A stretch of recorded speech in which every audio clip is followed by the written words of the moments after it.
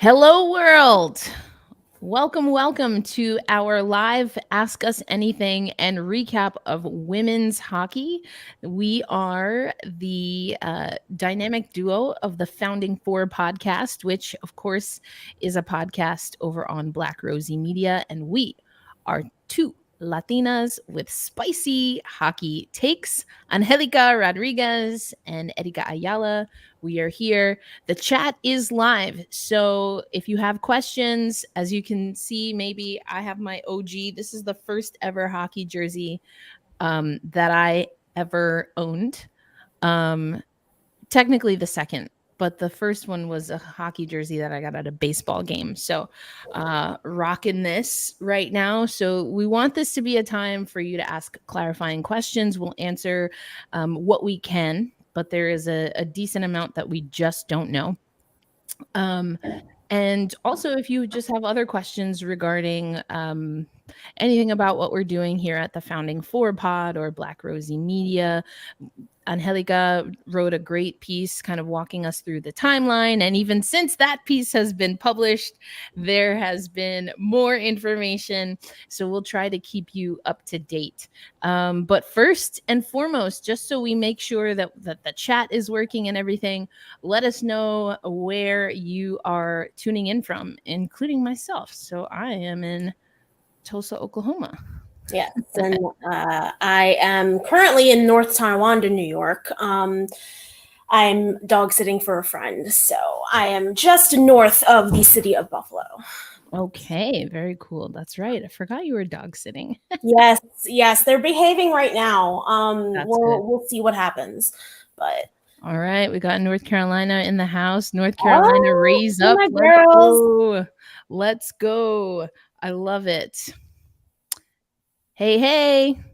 Yes, I see Skylar in the chat. What's up, Skylar? Let's go. All right, we love it. All right, Angelica, we mentioned your piece that went up on Black Rosie Media. Oh, Los Angeles, I love it. So why don't we start with the timeline? What started to transpire Thursday, and then bring us up to date for today. Yeah, so Thursday, it was rather late. It was around 8 p.m. Eastern, if I recall correctly. And we got the first rumblings from both Jeff Merrick and Dan Rice, basically saying that there was going to be a call from, between that the PWHPA and the PHF were both going to be receiving calls. And then shortly after that, Merrick broke the news that the athletes in the PHF had just been told that Billie Jean King Enterprises and the Mark Walter Group have purchased the PHF. So that dropped from Merrick at 8:07 p.m. Then we had similar reports from Haley Salvian and Ian Kennedy. Dan was actually in the middle of a Twitter Spaces with Ellie Morse. As you know, Dan, longtime insider for women's hockey, has his Around the Rink in the PHF podcast that he records on Twitter Spaces with Ellie Morse, and they were essentially reacting in real time to the news. And then from there, we just kept getting information. Some of it was, unfortunately, I think, par for the course when you are reporting in real time. Is a lot of this stuff does kind of conflict with each other. You start getting information from some sources and then it turns out to be inaccurate. It turns out to, develop as time goes on as well. I think women's hockey can best be classified in the phrase continuing development. So we get a lot of stuff as it comes. And so we were getting tweets about the PWHPA members voting on a new CBA, which they did in fact ratify yesterday. We'll be going over that a little bit later. And then we then got additional confirmation that, in fact, because the PHF players were not, in fact, registered with the PWHPA, they would not have a say in this new collective bargaining agreement, which Well, Yeah. just to be clear, they I want to, because the language I think has also been troubling. So the thing is that they would not have a vote because Right. they are not union members. Only Right. union members can ratify, and the Right. PWHPA. And this is something that I was just saying. I was listening to the broadcast, and something that Eleni clarified, which also had been somewhat reported, but not, I don't think, as clear as it could have been, is that the PWHPA was in communication and contracted, and Eleni used the term was bought out by the Mark Walter Group, which Right. will start the new league. And that's something else that's important to note. This isn't a merger.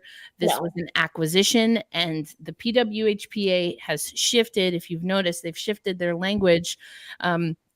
Really beginning in about March, April, like right before Worlds, they shifted their language to say that they are what will be the union. They're not a league. Right. And so the league is forthcoming. The name is forthcoming. So I just Right. wanted to clarify that. Right. So essentially, the PHF has ceased operations. The ownership of what will become the new league is now in control of what was the PHF. So they essentially, I've heard read some people tweeting as essentially the league was bought for parts. Essentially what that means is, the PHF branding and the team names and such, they are now owned by the ownership group that, was overseeing the PWHPA or the new league that's going to be forthcoming. As of right now, it's not clear whether those names are going to stick. It is not clear whether those locations are going to stick. The most that I've heard at this point is that Toronto and Montreal look to be staying, but even that is not really confirmed. There has been reports of, potentially Boston and Buffalo and Connecticut no longer having teams. As most of you may know, the PHF did comprise 7 teams of Boston, Buffalo, Connecticut, Metro, formerly New York, Minnesota, Montreal, and Toronto. And now the new league that will be dropping the puck in January, hopefully, is going to be 6 teams, 23 skater, or 23 player, I should say, 23 player rosters. And that's been reported. It has not been reported. finalized. Right. So that's not something that we know for sure either. Right. Stands to reason, but again, just not something that we know. I think also I just wanted to point out that the only PHF team or president that has made a statement has been the Toronto Six and Sammy Jo Small. Yes. And I can read that statement. She says the statement starts with they, not really sure who they is, but they are still working out all the details on this new agreement. The Toronto Six look forward to working with this new ownership group, building one strong women's professional hockey league. That was what we got from Sammy Jo Small. Yeah, so it was very brief. Essentially, from what I've heard from Toronto Six staffers, is that they received practically a word-for-word reiteration of that statement. So essentially, what I'm assuming is that it was either PHF leadership or potentially, whoever was in conjunction with the PWHPA to make these announcements. So we had, of course, newsers from Ian Kennedy, Haley Salvian, other reports as well. Haley Salvian's article in The Athletic dropped in the late hours of June 29th into June 30th. Basically reiterating, PHF ceased operations. Players whose contracts were voided are to receive severance and a period of continued benefits. There is no word as of right now that I've seen as to what that period is, like how long that period is to be. I'm assuming probably a matter of weeks to months. I'm not going to be under any kind of assumption that's going to be longer than that. A new league is to launch in January of 2024. The CBA that PWHPA players were to vote on includes, among other things, salaries within a range of $35,000 minimum to $80,000 and above. More information on that has come out with the ratification of the CBA. But it was also to include insurance, maternity leave, parental leave, relocation fees, housing stipends, bonuses, things along those lines. And again, just to reiterate, PHF players did not have a vote, but there is going to be a process and in to them receiving union membership, of course, if they are to make a roster spot on a team. And that's not unique to PHF players. Right. So essentially, the PHF contracts are voided. So these are former PHF players, and they are essentially free agents, and will be looking, some of them, for placement in the forthcoming league. Also, just a housekeeping thing. Again, this is the Founding Four podcast as part of Black Rosie Media. We're going to do our run through of the timeline, but you can already start if you have questions, even if they pop up as we're talking. You can put them in the chat. I'm starring them on my end so that we will get back to them. So yes. I know Manuel has a few in there already. Yes. So we will get to those. Yes. So just continuing down the timeline, I'm pretty much, summarizing, what we knew and what was put in the piece for Black Rosie. So Ian Kennedy had made public a letter from Jana Hefford, who has been long involved with the PWHPA. She issued a letter to members of the PWHPA regarding the acquisition.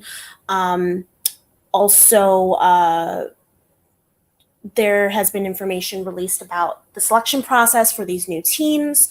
Essentially, an independent advisory committee is to be put in place to ensure complete fairness in selecting these players. So the biggest question essentially was going to be, and there was some information tweeted immediately after the announcement of the acquisition that PWHPA players, that's a tongue twister, were to have priority coming into the league or coming into the new league.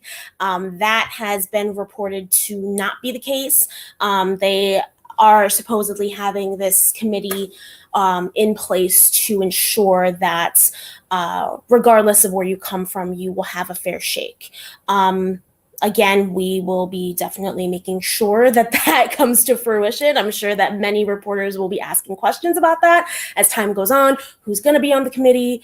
How is the selection process going to be undertaken? That, so on and so forth. Erin Brown of the Hockey News also had tweeted about her efforts to locate information relative to the formation of a union or the certification of the PWHPA as a players union. She had essentially said that she was not able to find anything. There have been conflicting reports indicating that that is not the case and that there is information out there as to the formation of a players union. I personally, again, I think that Erin was pretty exhaustive in her efforts, and if she didn't find anything, she didn't find anything.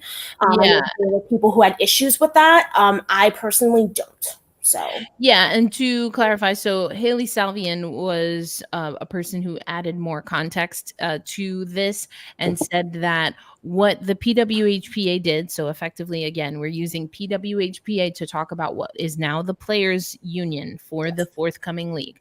The PWHPA and the Mark Walter Group, which is the sole ownership group of the forthcoming league, those two had a voluntary agreement.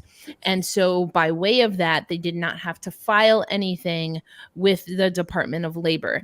And by way of those two parties agreeing to that being a voluntary union, they were still able to get union cards and go forth with the process. Now, I mentioned the broadcast, and Eleni did a great job breaking that down, so I would highly recommend that you listen to that. So I do think it's worth noting that Erin reported that there was nothing, and she had been following week after week with the Department of Labor, and that there was nothing filed. Yes. That is factual. Yes. What is also factual is what Haley Salvian reported, that they have a voluntary agreement. So I just wanted to clarify that. And then later on, I did talk to Kaylee Fratkin because just was it today, yesterday? I don't know. Yesterday, I guess.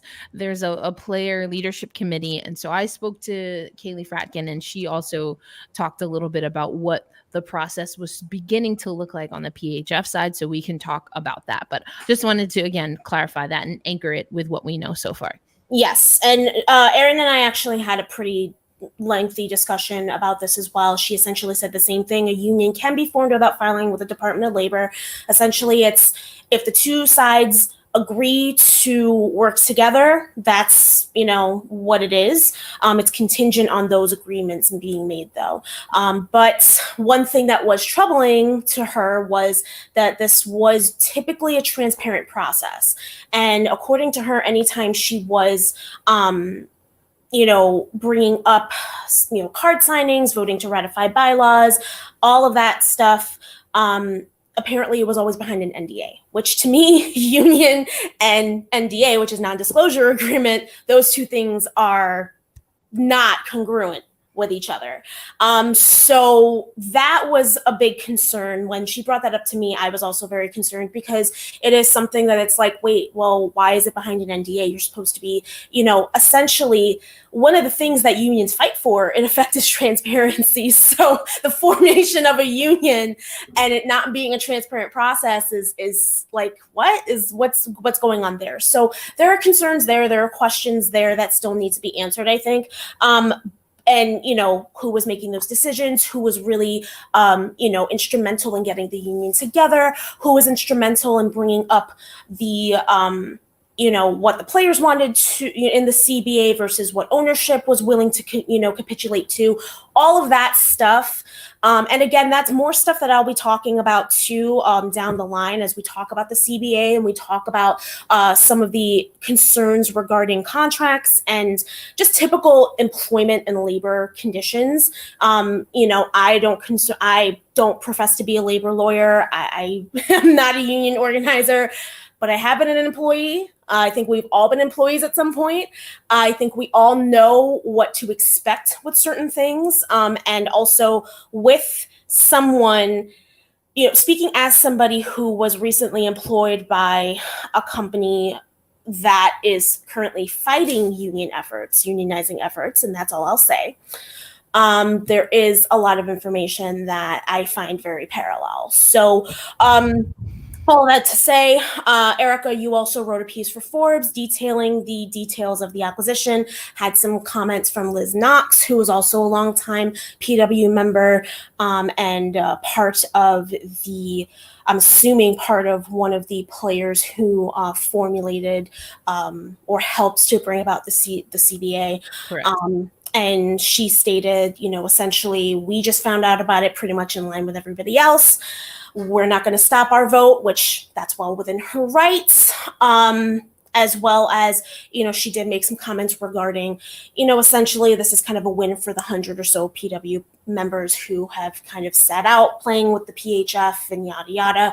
There's been a lot of comment on those members, not so much comment on the players making up the other side of the coin, the PHF players who have had their, lives essentially turned upside down by this. But again, we'll be getting into that a little bit later. Well, and I just want to, since you mentioned it, and I quite honestly don't remember what quotes were in the Forbes article at this point or not, but I mean, it is something that Liz Knox mentioned, and I think I did put at least some of what she was saying there, that like the sacrifices, I think.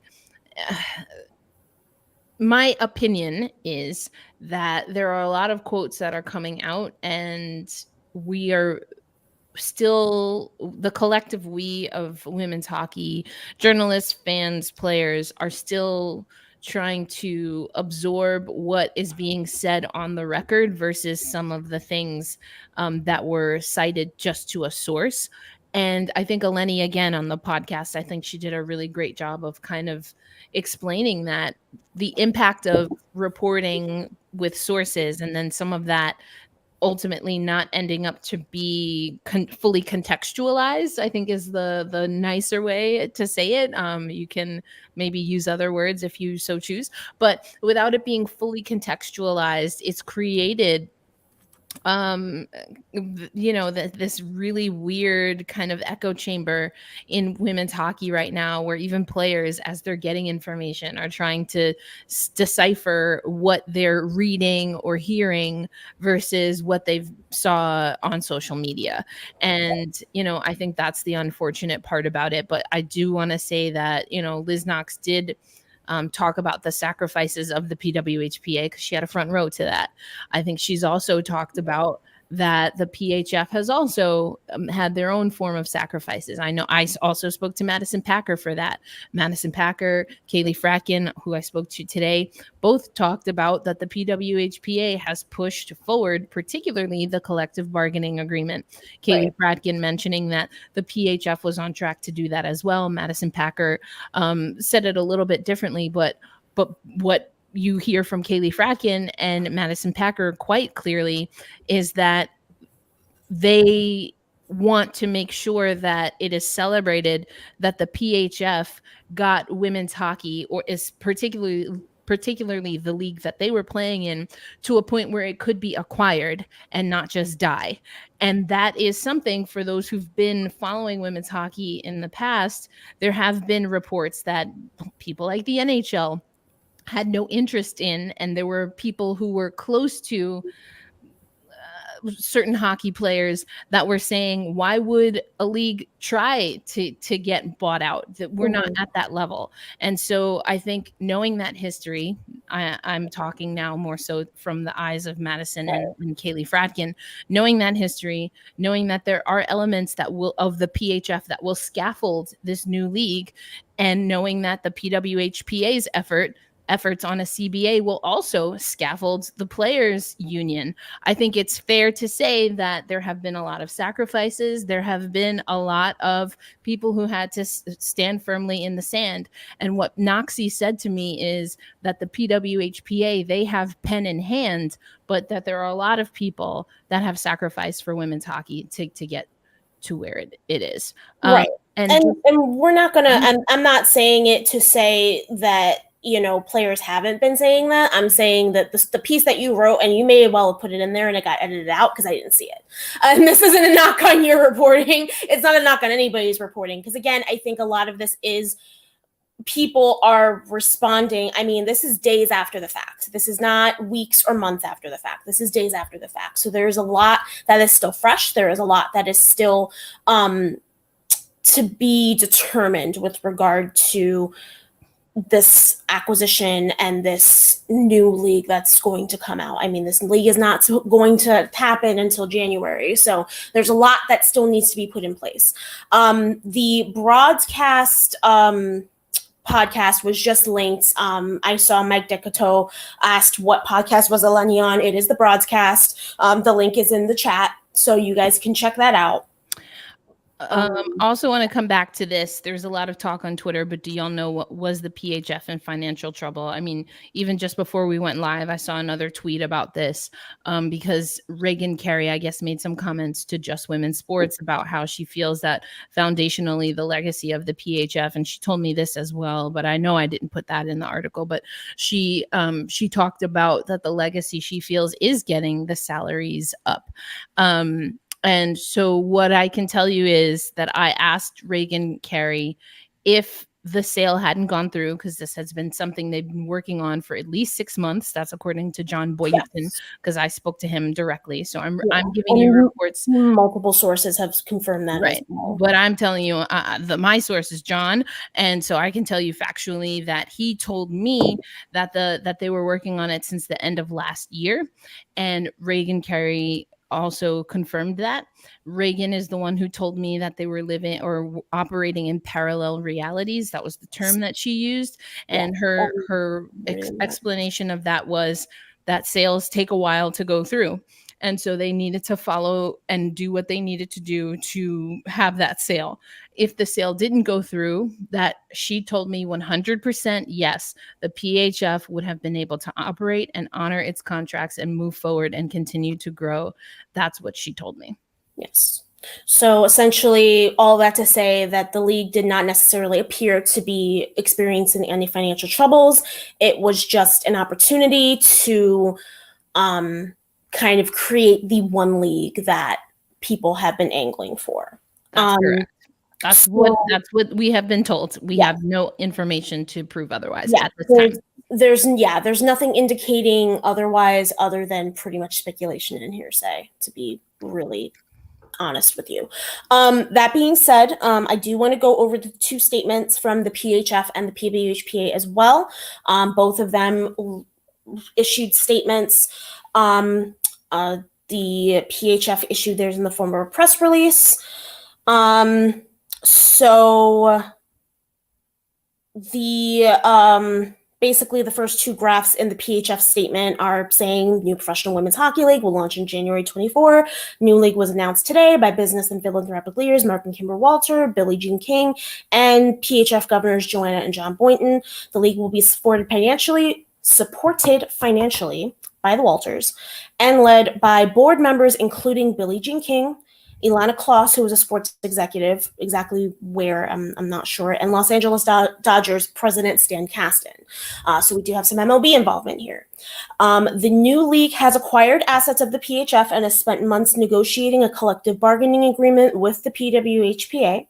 These actions will enable the new league to move forward in unprecedented ways. The new league will undertake a thorough and equitable process to ensure that it features the best women's hockey players in the world. So that presumably is, sorry, there's a dog under my feet. That presumably is the committee, the advisory committee that will be put together at some point. That's what we can gather, at least from that. There's a quote from Mark Walter. I have always believed that professional sports should bring the highest levels of performance and organization, and this new league will have the backing and resources it needs to represent the very best of women's hockey. Worth noting, Mark Walter is the controlling owner of the Dodgers and the Los Angeles Sparks of the WNBA, co-general partner of the ownership group of the Premier League's Chelsea Football Club, and holder of a significant interest in the Los Angeles Lakers of the NBA. So this is a man with extensive ownership clout and extensive ownership experience in professional sports. So Billie Jean King said, "This is an extraordinary opportunity to advance women's sports. I have no doubt that this league can capture the imagination of fans and a new generation of players. I want to thank Mark and Kimber Walter for their vision and commitment to investing in women's sports." Joanna Boynton, "This is another step forward for the women who play professional hockey and the girls who dream of it every day. The PHF has been a game changer and catalyst for growth in the women's professional game. Today's announcement builds on this foundation, represents a shared vision for one new league, and reaffirms our belief that collective and collaborative leadership is in the best interest of women's professional hockey." Kasten also apparently represented the Walters in both transactions. I'm not sure what that means, but says, "I celebrate this transformational moment for women's professional hockey. I thank Jenna Hefford, Kendall Coyne-Schofield, and the PWHPA Player Bargaining Committee, Joanna and John Boynton, and their partners at the PHF, and PHF Commissioner Reagan Carey for their essential roles in this historic accomplishments." Jana Hefford stated, "This new league will be unlike anything we have seen in women's hockey. I am inspired by this generation of players who are redefining the sport. We will create dreams and opportunities for girls and women around the world for decades to come." Kendall Coyne-Schofield, "I'm extremely proud of our PWHPA group, which has remained committed to our vision and steadfast in our efforts to change the landscape of women's professional hockey forever. Over the past 4 years, we have worked tirelessly to close the gap on what young girls and boys could dream to become in this sport." And finally, Reagan Carey, "This effort is the most significant development in our game since women's ice hockey became an Olympic sport 25 years ago. Thank you for joining us, Manuel. Players, fans, past pioneers, and future generations deserve to see the best athletes come together to elevate professional women's hockey as never before." So a lot of talk of elite and best versus best and all of this. And I I think that the main thing, and you can't blame the PHF for putting out a press release, after the fact. I mean, obviously it happened very quickly. They're supposed to put out a presser. It's going to happen. They have to have a positive spin on this. Speaking as somebody who kind of saw the whole thing go down in real time, it did create much of a stir. Amongst fans, amongst other media. I know I had a very strong reaction simply because a lot of it focused on the growth for the future and kind of neglected the present. And again, we're going to talk a lot about that. We're going to talk about, what it means to kind of neglect or what it means to like the players who thought they were playing in one league and ended up, now they don't have a league to play in, and where that's going to be.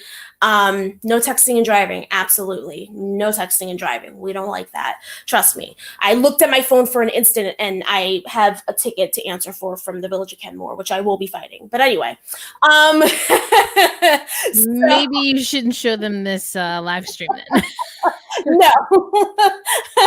Well, I mean, whatever. But anyway, there is a point to be made. I think that when you are relentlessly focused on the positives and the growth and focusing on, well, this is what the sport of women's hockey needs, it is going to ring hollow to a few people. It is going to kind of hurt the sensibilities of people. I think that it kind of goes back to, and Skylar made a great point just now. It always emphasizes more on the future, sometimes a little too much. And I get that. At the end of the day, I think we all have, especially us in media, we know the PR game. We know that there are going to be positive spins on everything. This was just a little bit much. Now, as far as the PWHPA was concerned, their statement reads as follows. The Professional Women's Hockey Players Association, or PWHPA, was established in May of 2019 with the vision of establishing a sustainable and viable women's professional hockey league in North America. Our game doesn't move forward without the extensive commitment and sacrifice of our players, who have remained united over the past 4 years and steadfast in the belief that we can change women's professional hockey for generations to come. We can't thank Mark and Kimber Walter enough for believing in the PWHPA and their investment to build a league that the best players in the world can now call home. Our mission would not be possible without the support of our valued partners, fans, volunteers, advisors, and supporters who have been with us every step of the way. That's a statement.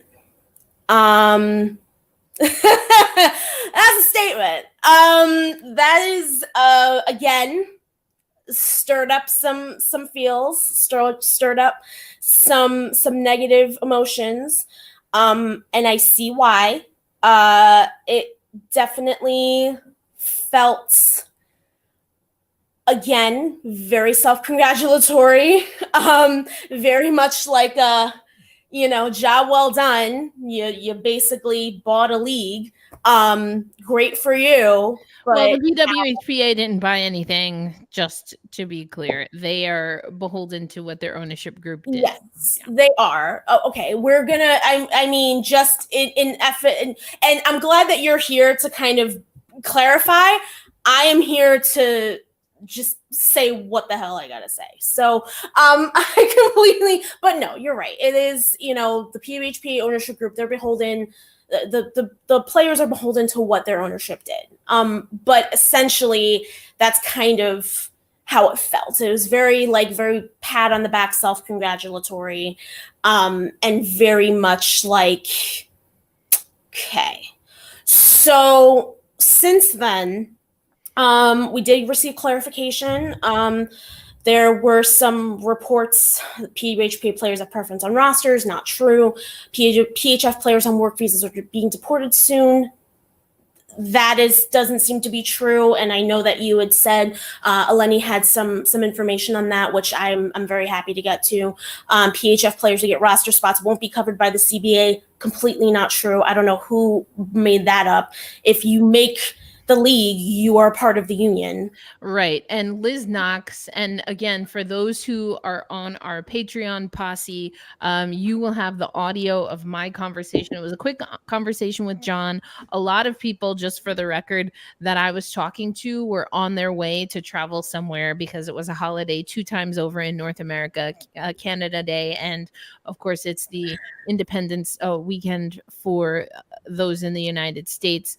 And so which made this all so much easier to deal with, right? So, always has to be before a holiday weekend. Yeah, or right before World Championships was the last time we had an upending, when players were on their way to Finland. But so yeah, we really like planes in WoHo.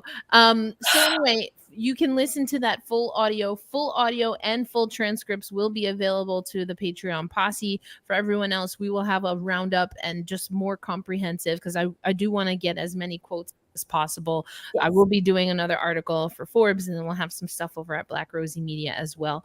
But you know, it was interesting to hear, and Jana Hefford, I could tell, was getting a little frustrated as well, because, you know, the PWHPA, it's very clear from, they have been adamant that they had no knowledge of this, that it happened through the ownership group.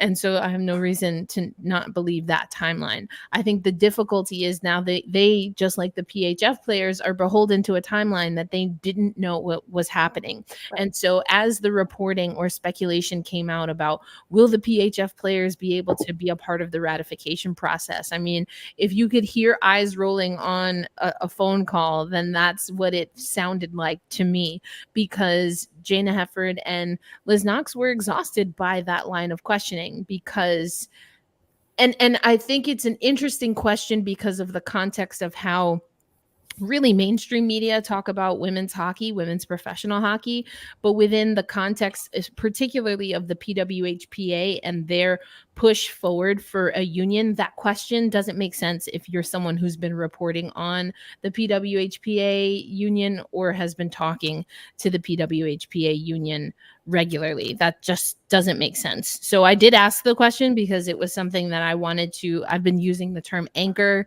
the conversation. And so it was something that I asked just because it was something that was being talked about. But yeah, that's just inherently untrue.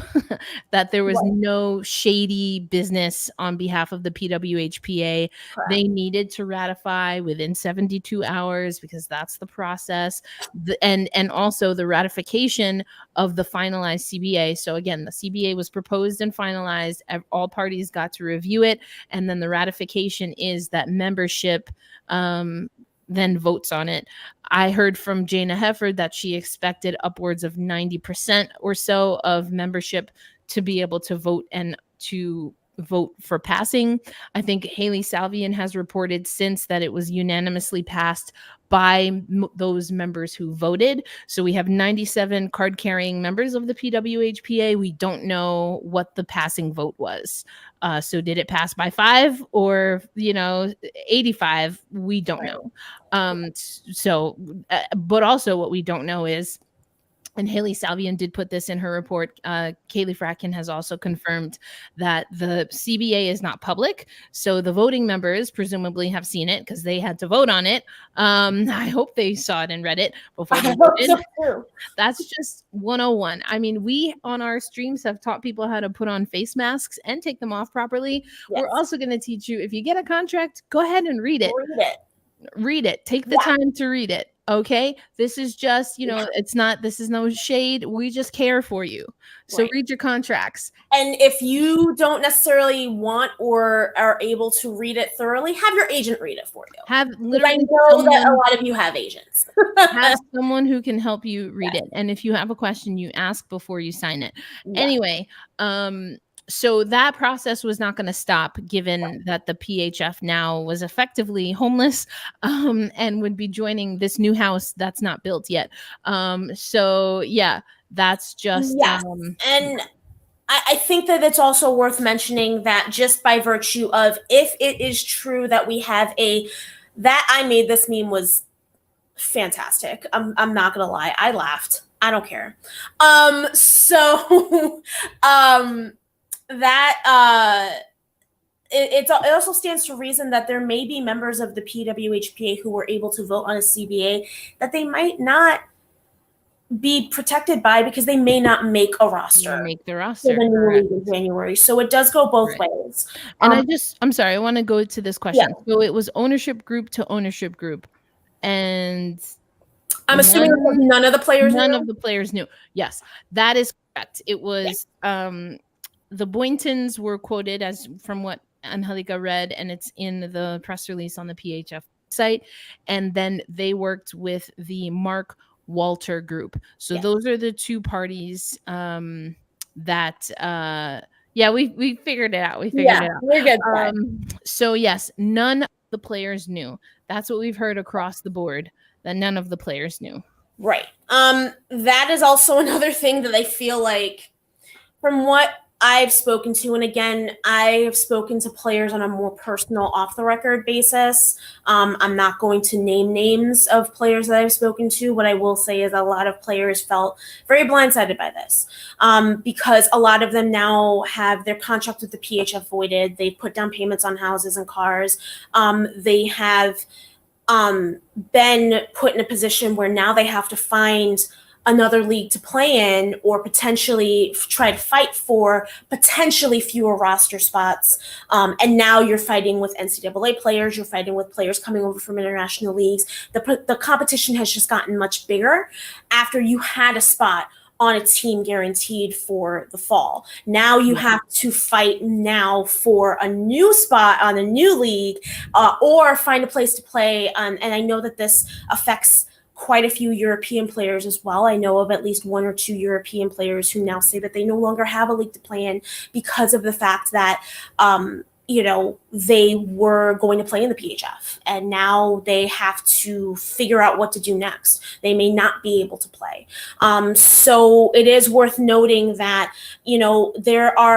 it's a situation where I feel like had players been notified ahead of time, even if we didn't know, like they could have known and they could have made arrangements, or they could have, I understand that things are time sensitive, and I understand that things happen, and, you can't really help it. But at the same time, we can't ignore the fact that a lot of these players' livelihoods and futures have just been affected by a very sudden folding, essentially, of their league. Right. And that can't be ignored. There are players who are now really battling and really don't know what's going to happen. They were training, they were making arrangements for jobs and lodging and housing and their families. All of this stuff has now been kind of thrown out the window. And that, I think, is the biggest thing, is that it could have been done a lot differently. And I think that's kind of what makes it even harder to see this and see people being like, oh, isn't this great for the sport? Maybe, but you can't deny that 24 to 48 to even 72 hours after a decision like this is announced, you're still wondering what the hell you're going to do in a couple of months, when you thought you were supposed to be coming to your team's city or your team's country in some cases, when you thought you were going to be crossing a border, when you thought you were going to be moving into an apartment, or starting a new day job to supplement your income from the PHF. That's all stuff that gets affected. So no, you're not going to feel a certain type of way, at least right away. So I feel like that kind of got lost a little bit. I think if I saw more people talking about it, I saw like fans mentioning it. I did see, some media as well mentioning it. I just, that's a really good question. I don't know. And I honestly don't know if she's seen the CBA. I don't know that she has either. I will say, I don't know. I will also say the way the story read for me, it sounded like maybe she had not. Right. And I don't think, I wouldn't be surprised if she hadn't. I think that. Yeah. And I feel like Haley probably would have said in the documents that were sent to me, and I don't recall reading that. Right. So the development from last night, or yesterday afternoon, I should say, July 2nd, were that 11 members of the former PHF formed a player leadership committee, and issued a statement in conjunction with Athlete Strategies PR firm. It reads as follows: in response to last week's acquisition, the players of the PHF have formed a player leadership committee comprised of 11 members, with each of our clubs represented.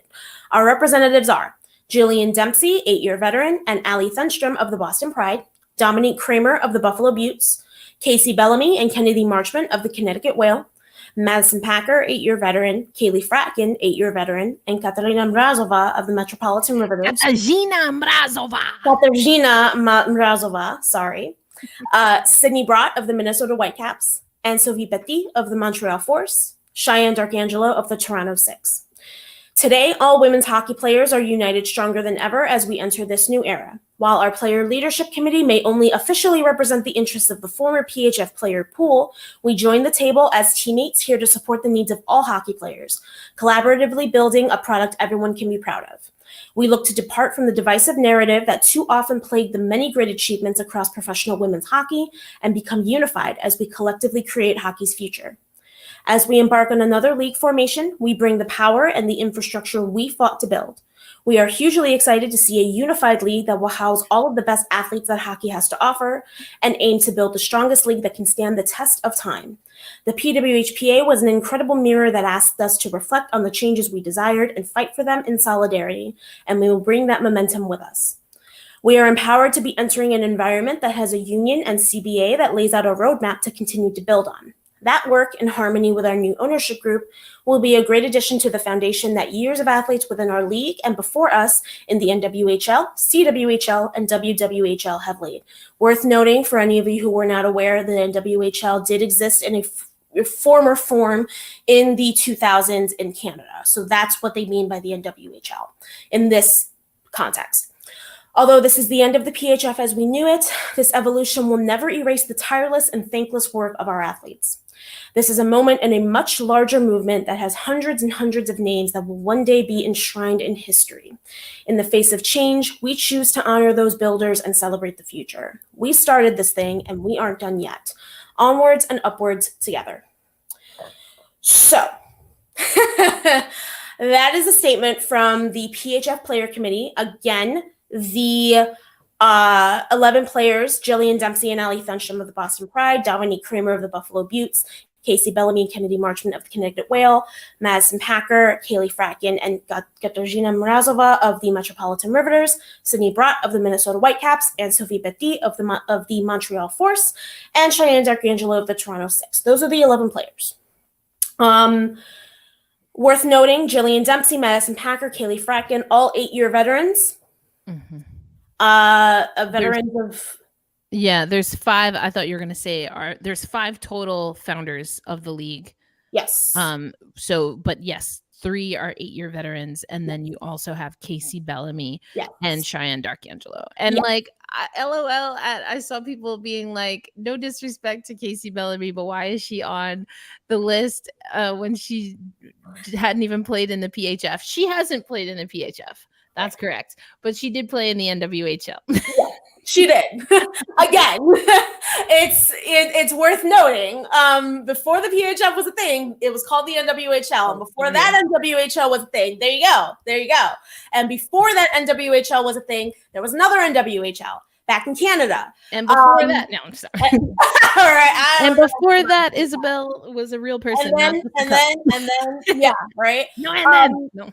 No, and then.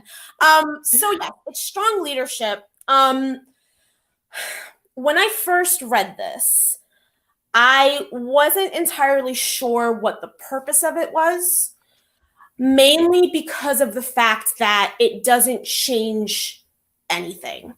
Right. I think the ultimate goal is maybe to make players feel like there's somebody representing their interests, but doesn't change the process of how this is all going to go down with the new league. Yeah, I mean, I do think the words were the strongest that we've seen, but I was like, okay, strong words make me feel great, but also like, what are we doing? I'm like the John Travolta. Yes. Like, yes. Like, where are we going? What are we doing? Yes. What do we do? So that's why I wanted to talk to Kaylee Fratkin. And in speaking with Kaylee, and again, if you join up on our Patreon posse, you will get the full transcript and the full audio of this. I will have some articles coming out that will quote her in part, but not en toto. But what Kaylee Fratkin was effectively telling me is that this is an opportunity for a designated group of PHF leadership to be in communication with the PWHPA, the union, the card carrying members. And really, it's not all 97 of them. I'm not sure what their meeting structure looks like. So this is me adding. This is not what Kaylee Fratkin said, but I would imagine that they don't always have all 97 union members on the call. I would imagine that there are Probably times not. when they're all welcome to join, but maybe they're not always on the call. But so similarly, it's not the most realistic thing to get the 120 some odd PHF players who had contracts on a call, but you can get 11 people on a call. So Kaylee Fracken and 10 other former PHF players with various levels of veteran leadership. And I think they really did want to throw that in there for so many reasons, including that the PHF was on track to be their own card carrying members of a union.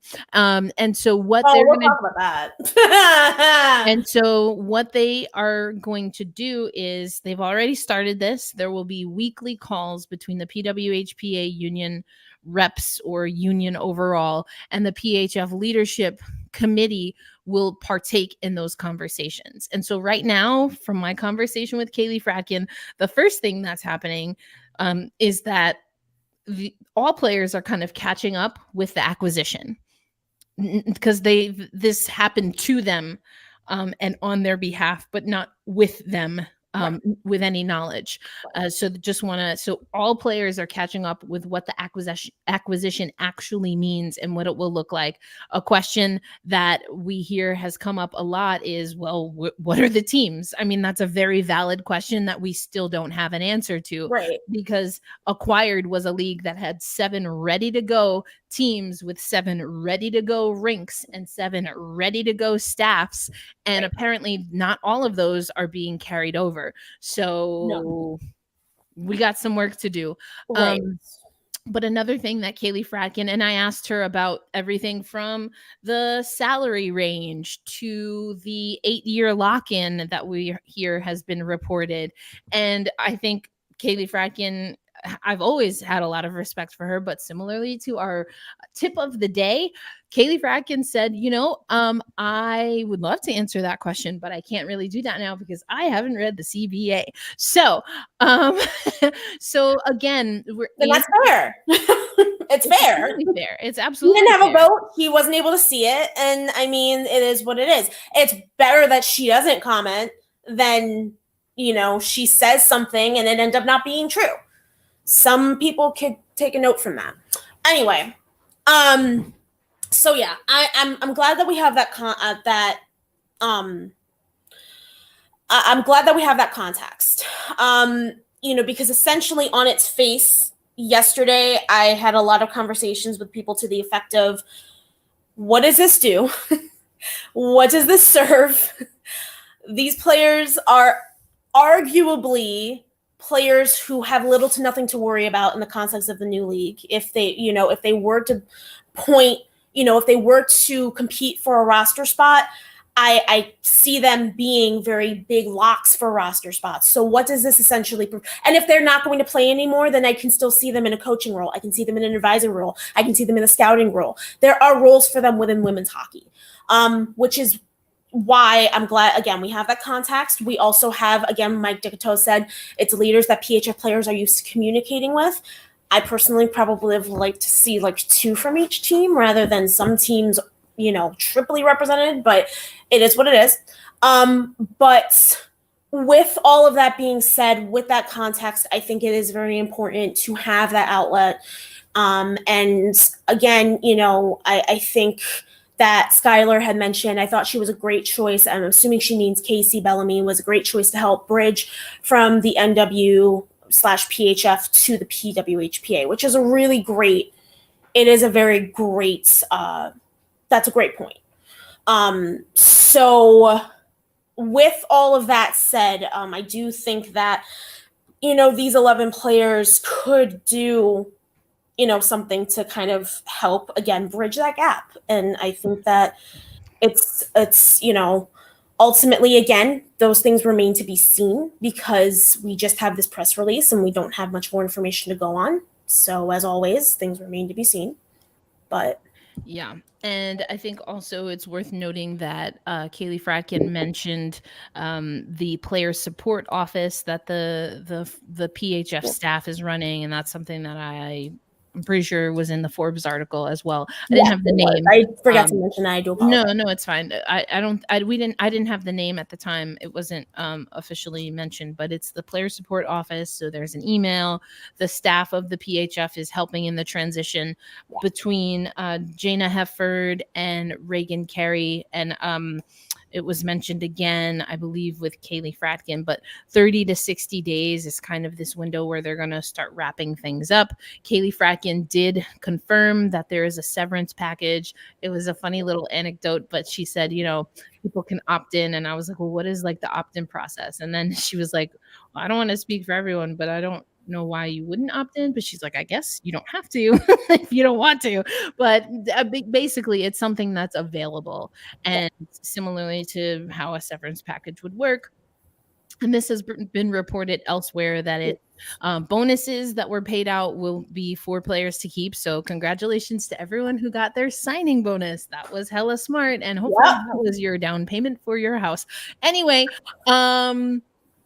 so I just laugh at that, but goddamn. I mean, I'm just saying, or not. Maybe you saved it, squirreled it away.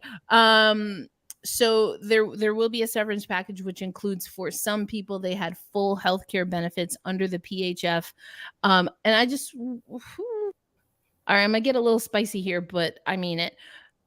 I would like to repeat that some people who needed it were able to opt into full healthcare benefits as a part of the Premier Hockey Federation. Because one thing that, quite honestly, I just got exhausted by having to fact check was some of the language that was coming out insinuating that there were no health benefits in the Premier Hockey Federation, which is not true.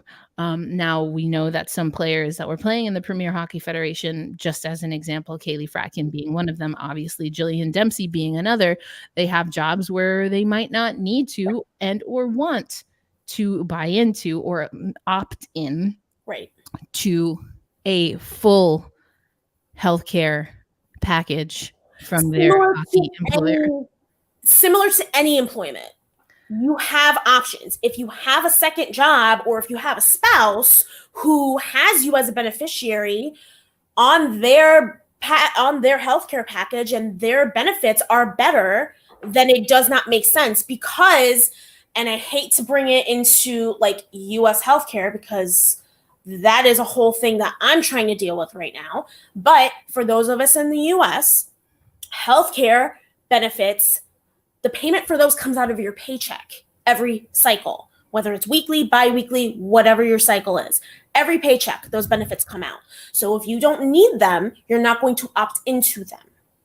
So, of course, there are going to be some players who are playing without those benefits. It doesn't necessarily mean that they don't have health insurance or that they don't have parts of it. You can have medical health insurance but not have dental. So you're going to buy dental from somewhere else or vision or whatever the case may be. Some of us wear glasses. Hell, anyway.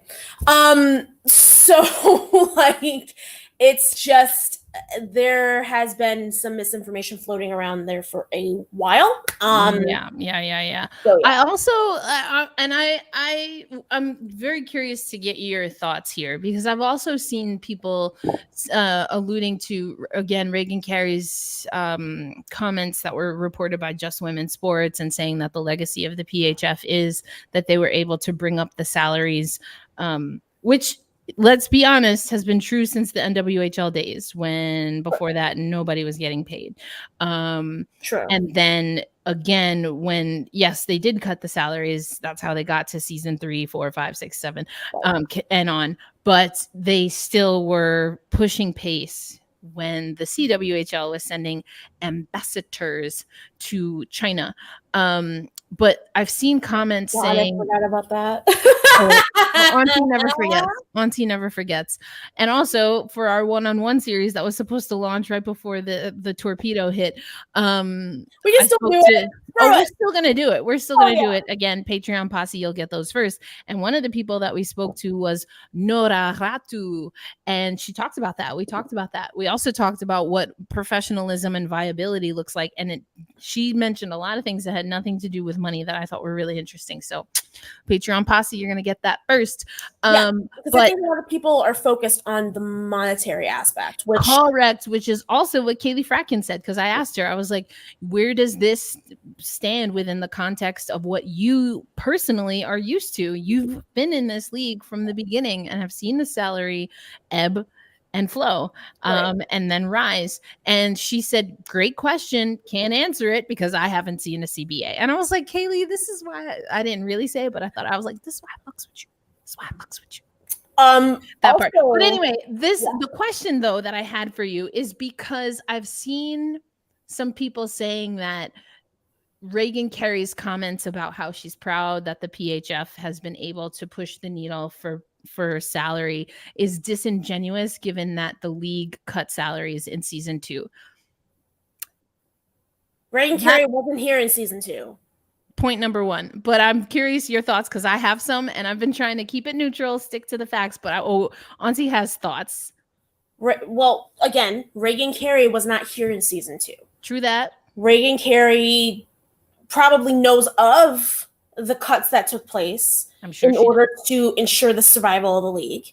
And again, that's another great example of a situation where it didn't feel good in the moment.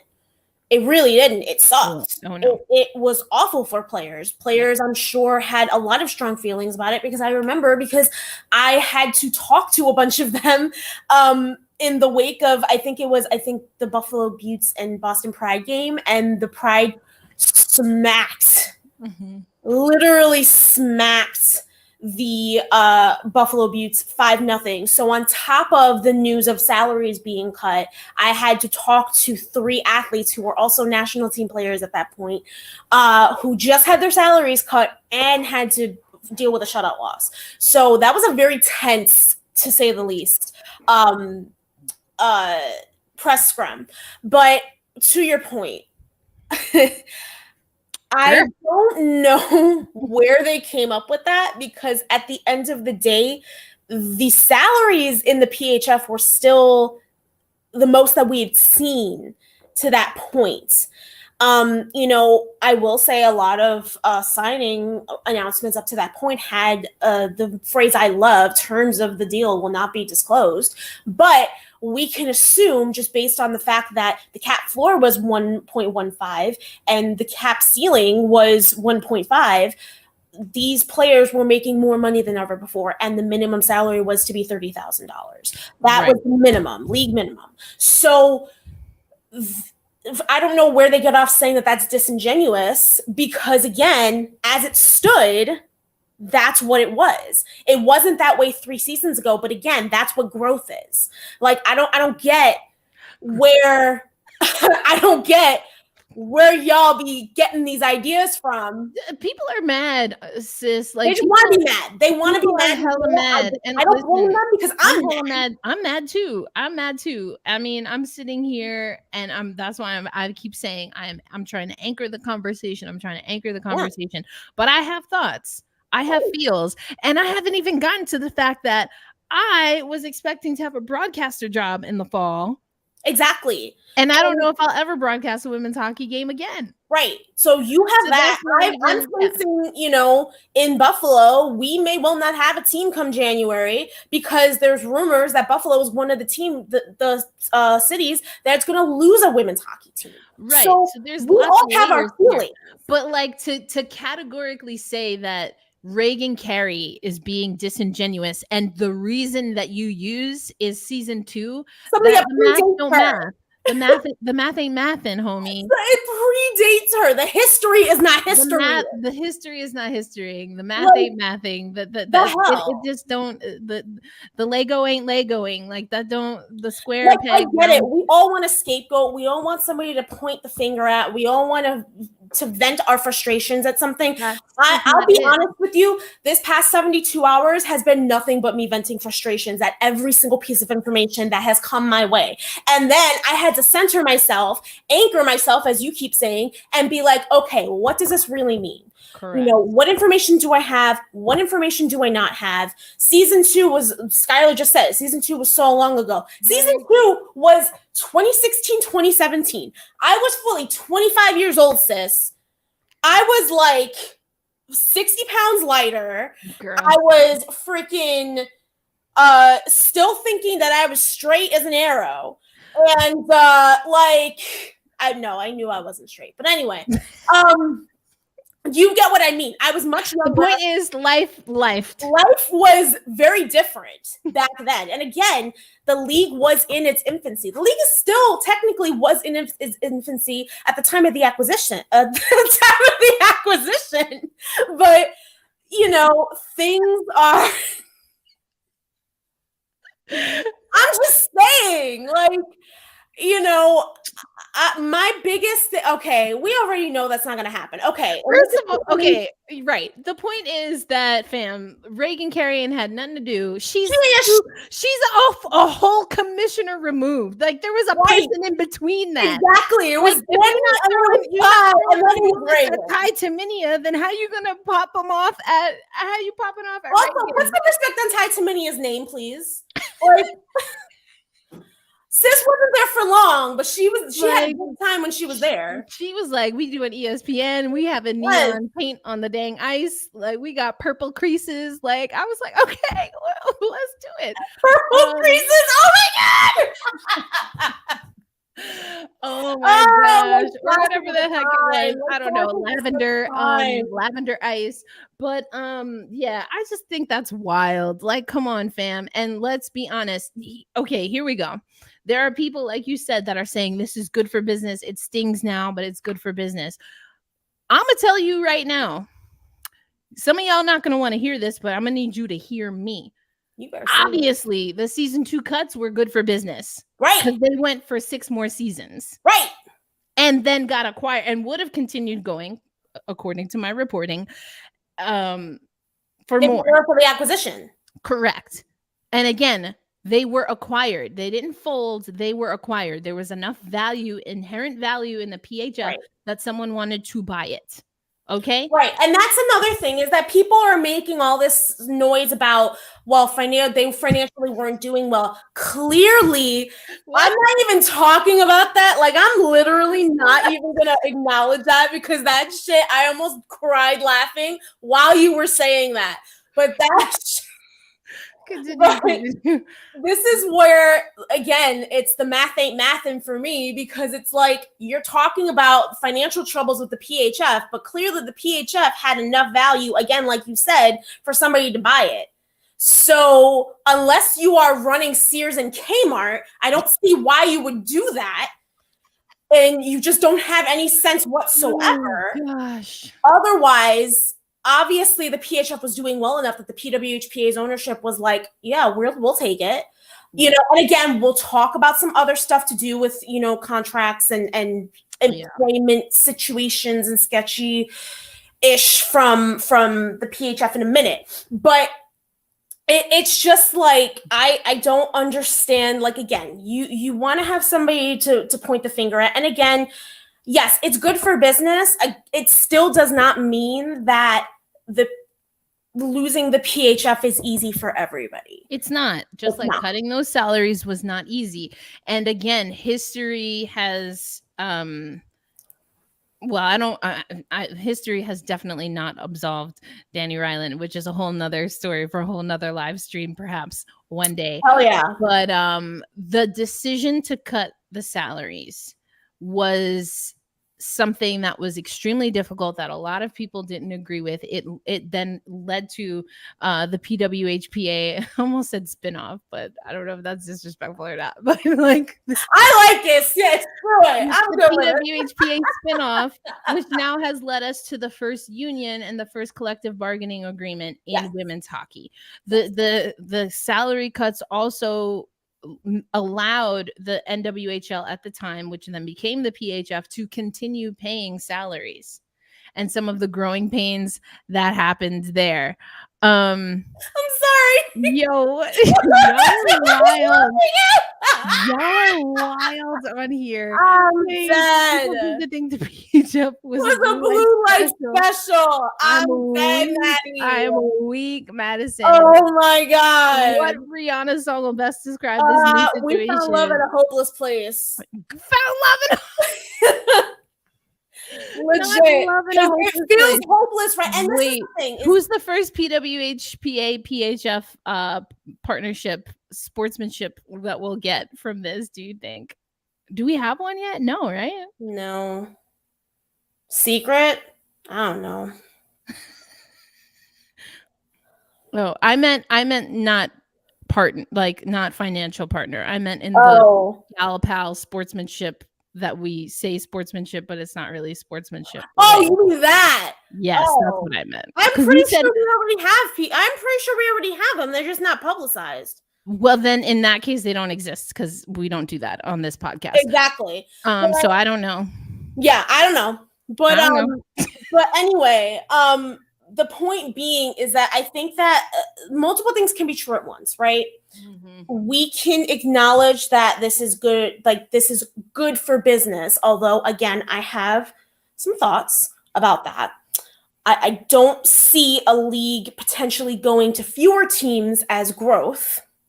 Personally, right. I don't see that, especially we had a question earlier on that I want to get to, but go ahead and then I'll put it up. Mm-hmm. And you know, I think that we can't really call it growth when we have fewer teams now, potentially, and fewer spaces per team. And we don't have a developmental league to back that up, other than the NCAA, which we've talked about during WNBA watch parties and stuff like that. It's not the same thing. They're very different. They're separate. And they need to be separate things because at the end of the day, the NCAA is collegiate sports. Yeah, that's not a feeder in the way that we're talking about. So the new CBA apparently has I forget the term. A reserve list. Right? Yeah. But again, are they going to be competing regularly? How many players are going to be on it? Are those players going to be solid for specific teams, or are they going to be like are they going to be like taxi squad situation? Are they going to be a situation where they just get assigned randomly? We don't know. Yeah, we don't know. And that goes back to if this ownership group bought out the PHF and is not going to use that infrastructure, knowing that they have 6 months before puck drop, I don't know what kind of good sense that makes. They want 3 teams in Canada. They want 3 teams in the US. I think you take 3 markets in the US, you move one of them Johns over to Canada and call it a day. Like, that's it. Johns over to Canada. Like, come on. Like, what are we talking about? Like, what and like that, boom, then you're done. Like, okay, Buffalo, you're moving to whatever the fuck. I don't know, Markham. Why do you say Buffalo? Shit. I'm just saying because y'all are right there. I'm not saying that's what's gonna happen, but like, the Markham Buttes, you know, like, I don't know. No, but it's true. It says, and this is the whole thing. And again, it goes back to the whole idea of women's hockey just kind of being very much a idealist type of sport as it lands right now, and not necessarily interested in the logistics of things. And that is the situation that gets me pissed off, because as it stands right now, of course, it's a lovely idea to be able to have one league and have the best of the best compete against each other. But then you start thinking about the nitty-gritty. This is me every single time I think of a freaking topic to write about for a piece. I'm like, oh yeah, this sounds really freaking good. But I'm an Aquarius and I suck at planning. So all of a sudden I'm like, what are the finer points of all of this? And then I get overwhelmed and I sit in bed and cry for an hour. Like, that is literally what I don't want happening with women's hockey right now. And that is what scares me more than anything, is that there was this established situation, and I feel like they're going to try to do too much at once. I really hope that it doesn't happen, but like, they're doing too much and like not enough at the same time. But like, the question was also just like honoring the teams. I don't know what that looks like. They own the history, right? So they own the brand, right? In theory, they could, but I don't know. Like, Maddie also had a question about that, about whether the teams themselves are going to be independently owned, or who yes, owns them. we don't know Or yet. who owns I'm them. looking to speak to someone from the Mark Walter group this week. So we'll circle We'll circle back on that. We're due for our bi-weekly Twitter spaces next week, and it's also not a holiday, so that's probably better timing anyway. Yeah, we will circle Good back to job that. planning on that, because I totally And then of course I mentioned this in passing. I haven't really talked about this publicly because again, I don't feel that my personal connections or professional really connections are the story right now. But yeah, what are streaming content contracts, Right. sponsorships, partnerships gonna look like? We don't know that yet either. And again, you had a baked in PHF league that was able to establish those things and operate, They and a had lot a of that deal. was happening at the local level. It just seems with 6 months to go that you would want to maintain some of that. So I really do hope that the Mark Walter group has a pretty clear-cut idea of Right. what markets they want to keep. There had been source reporting that the ownership group doesn't like the names. Well, I mean, what are you going to call them? The Dodgers, the Mets, the Yankees, the Giants, the Blue Jays, the Cardinals. Like, what do you like? Boring. Like, or are we gonna call them Team Adidas? Like, I hated that so bad. I hated that. Please Oh no. my god, I forget. I think it We're was, who NASCAR was teams it? now. Oh Team my god, I think it Adidas. was Leanne who made a point about that. Like, can't wait to see Team Scotiabank take on Team Tim Hortons. It's like, oh my god, Please no, let's please not. no, Please please let's not no. do that. Please let's not do that. But again, why do you Yeah. need to do? You have 6 months to go. Are you really? That's the battle that you're gonna fight. That's the battle that you're going to fight is the team Again, it's names. missing the Like, forest change for the them trees. next year for all I care. It's We have missing. the league change its branding for who knows what good reason, and I hated it. But you know what? We got with it. But like, I just feel like if you have 6 months to go, changing the team names and upending all of that leadership that you already have because you paid for it doesn't seem like But a good use see, of time. this is why I had such a visceral reaction when it first happened and when that first started getting reported. Because if you are really going to do that, then again, it just kind of brings back my point of this not necessarily being a way to grow the game, but it was a way to win a battle that nobody gave a shit about who is playing on the ice right now. Nobody cared. All they wanted to do was play hockey. And instead, they're pawns in this entire game that two entities are playing with each other. And it's just like, what is the point of having that whole situation happen? If you really want to grow the game, then you will keep everything in place. You'll acquire it. You may have some additions. You may make some tweaks, but at the end of the day, you're planning on making it better. You're not planning on just dismantling it to dismantle it, losing the goddamn instruction manual, and then figuring you can do it better on your own. Because I think we've all realized that ain't the case, honey. Like, if it were the case, you would not have acquired the PHF in the first place. And that's what Madison told me. And I don't remember putting those quotes in, but again, you can check out Black Rosie Media. We'll have that over there, and it will definitely be in full over on our Patreon page for our Patreon posse. But that's what Madison Packer was saying effectively. And that's when she really got impassioned and saying, like, you can't tell us that what we did was insignificant. You can't tell us that, because if that were the case, then you would have gone ahead and done your thing and you wouldn't have needed to buy us out. This is what I'm saying. Like, you would never have gone and bought out the PHF if you didn't have any kind of, like, all this time there was the whole and again, I'm not trying to be an asshole by bringing this up, but there was this whole idea there isn't any professional women's hockey league in North America. But then you bought out the damn women's hockey league that existed. So clearly there was one, and you just didn't want to play there. Just say that. But or like, it just, that is what boggles my mind, is that there was all this petty BS just for this to happen. And now it's like, okay, well, clearly the PHF meant something.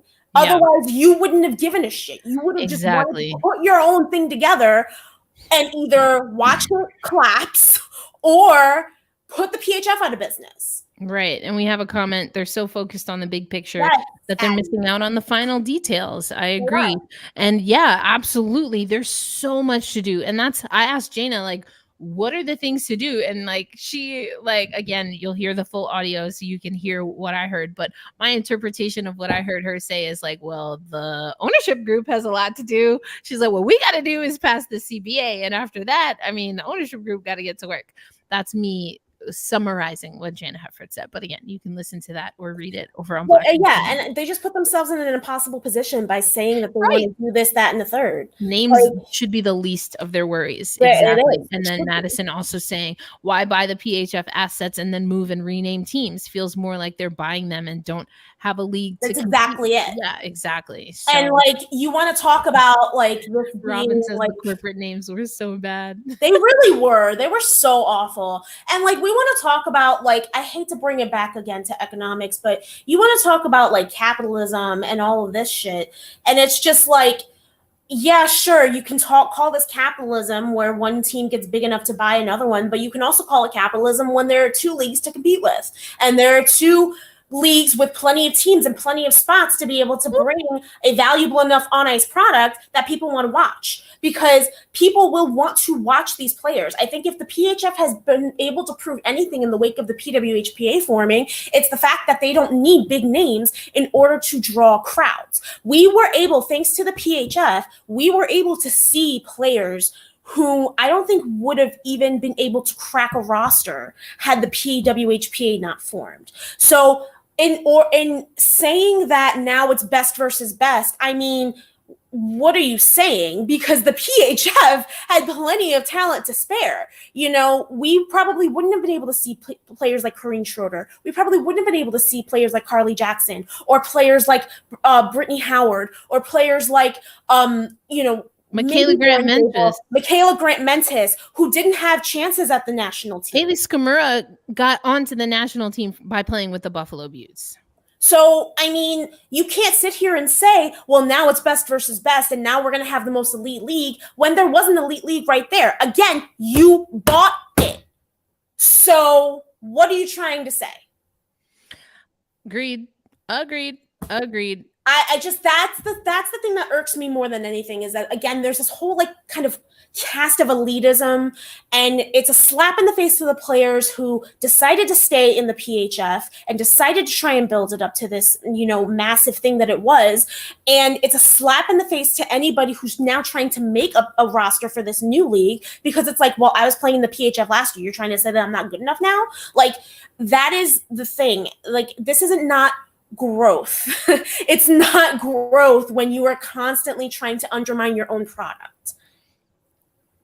The men get dozens of minor leagues and multiple pro leagues throughout the world. Why do women get scraps? You've got literally the NHL, but you also have the ECHL, you have the AHL, you have the SPHL, you have all of these other little feeder leagues. You have so much, and that's also another thing that like got me annoyed, is that you're lessening the amount of competition. You're talking about it in terms of being like best versus best, but again, you're talking about that in terms of men's professional sports. You're not talking about it in terms of women's professional sports, because as we mentioned before, there is no developmental league for women's sports the way that there is for men's sports. Right. And honestly, if you want to talk about best on best, the only time that we've seen that outside of like international competition is when the NWHL at the time did their little Champions Cup, right?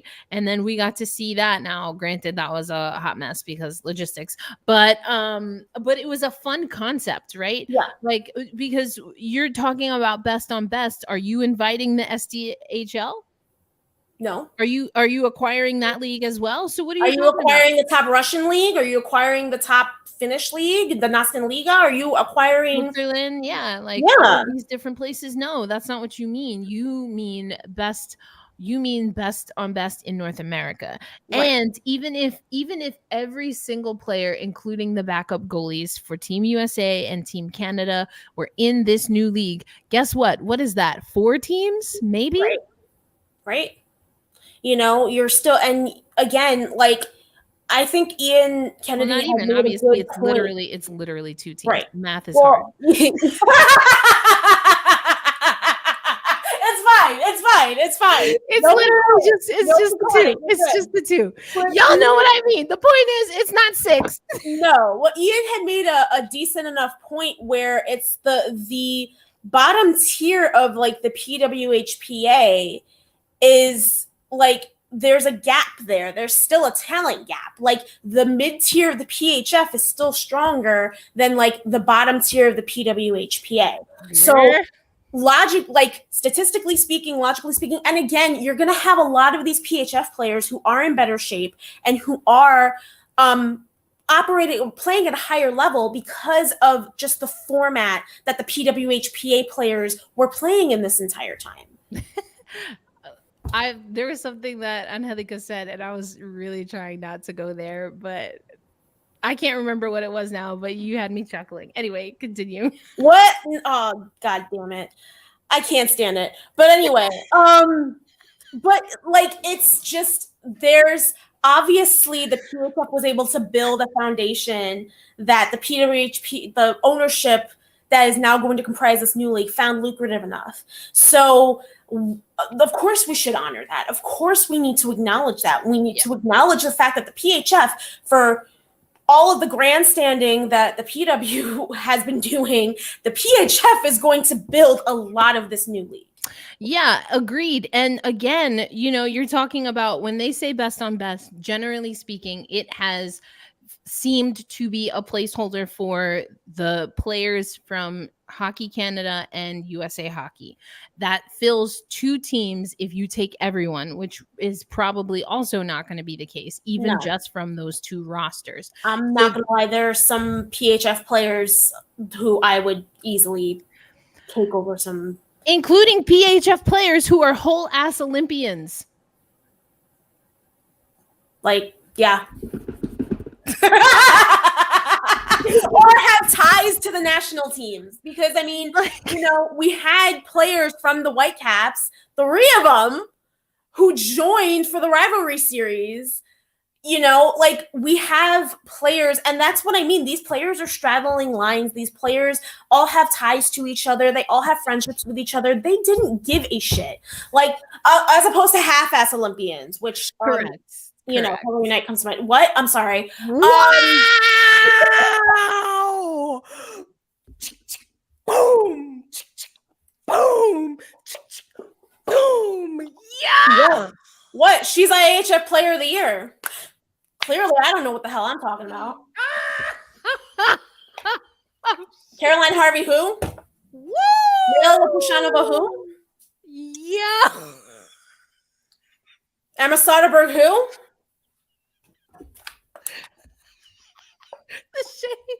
The shade of it all. The shade of it all. Just saying. God, don't hate my ass. I better never have to interview that bitch again. Excuse my language. Yeah. Yo. Okay. I didn't mean it like that, by the way. That bitch, I just mean that chick. Whatever. Anyway, I'm about to get myself in major trouble, but whatever. I don't have a team to write about next year anyway. So yeah. But anyway, how will a Gunsmith Cat 74 asks a really good question. How will an NT player react when they don't get one of the 3-year max contracts and have to relocate? See, and this is another interesting question, and I feel like maybe it was on the broadcast that I was mentioning earlier. But again, first of all, the answer is we don't know. The real answer is we don't know. I do remember interviewing Kendall Coyne Schofield a few years ago when she was playing for the Whitecaps, and she was talking about that they still want to have this push for more professionalism. This was like literally weeks before then we got what ended up becoming the PWHPA. Yeah. Which always fascinates me, that some of the things that she said. Anyway, she talked about in men's leagues, predominantly men's leagues she was talking about at the time, if you get drafted somewhere, that's where you go. That's where you play. That's where you relocate, and there are resources that are given for you to do that. And is that what this league is going to be? Because I think in the context of, now again, we already addressed this, but I just want to return to it quickly.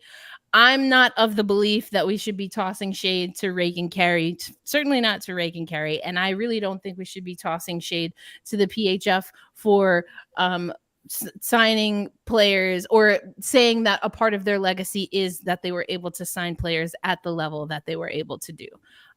I'm of that opinion. I understand that not everyone is, but this is where those numbers and what we don't know about this league, because if this league does want trades, if this league, it's been reported that this league will cut players if they don't perform well. And so there was so much conversation about the at-will clause in the PHF contract, but apparently from what we've been hearing, there is performance-based stuff, which again is a part of pro sports. But here's the wrinkle. If you are cut from a team in men's leagues, their collective bargaining agreements have worked in that you have some of that guaranteed.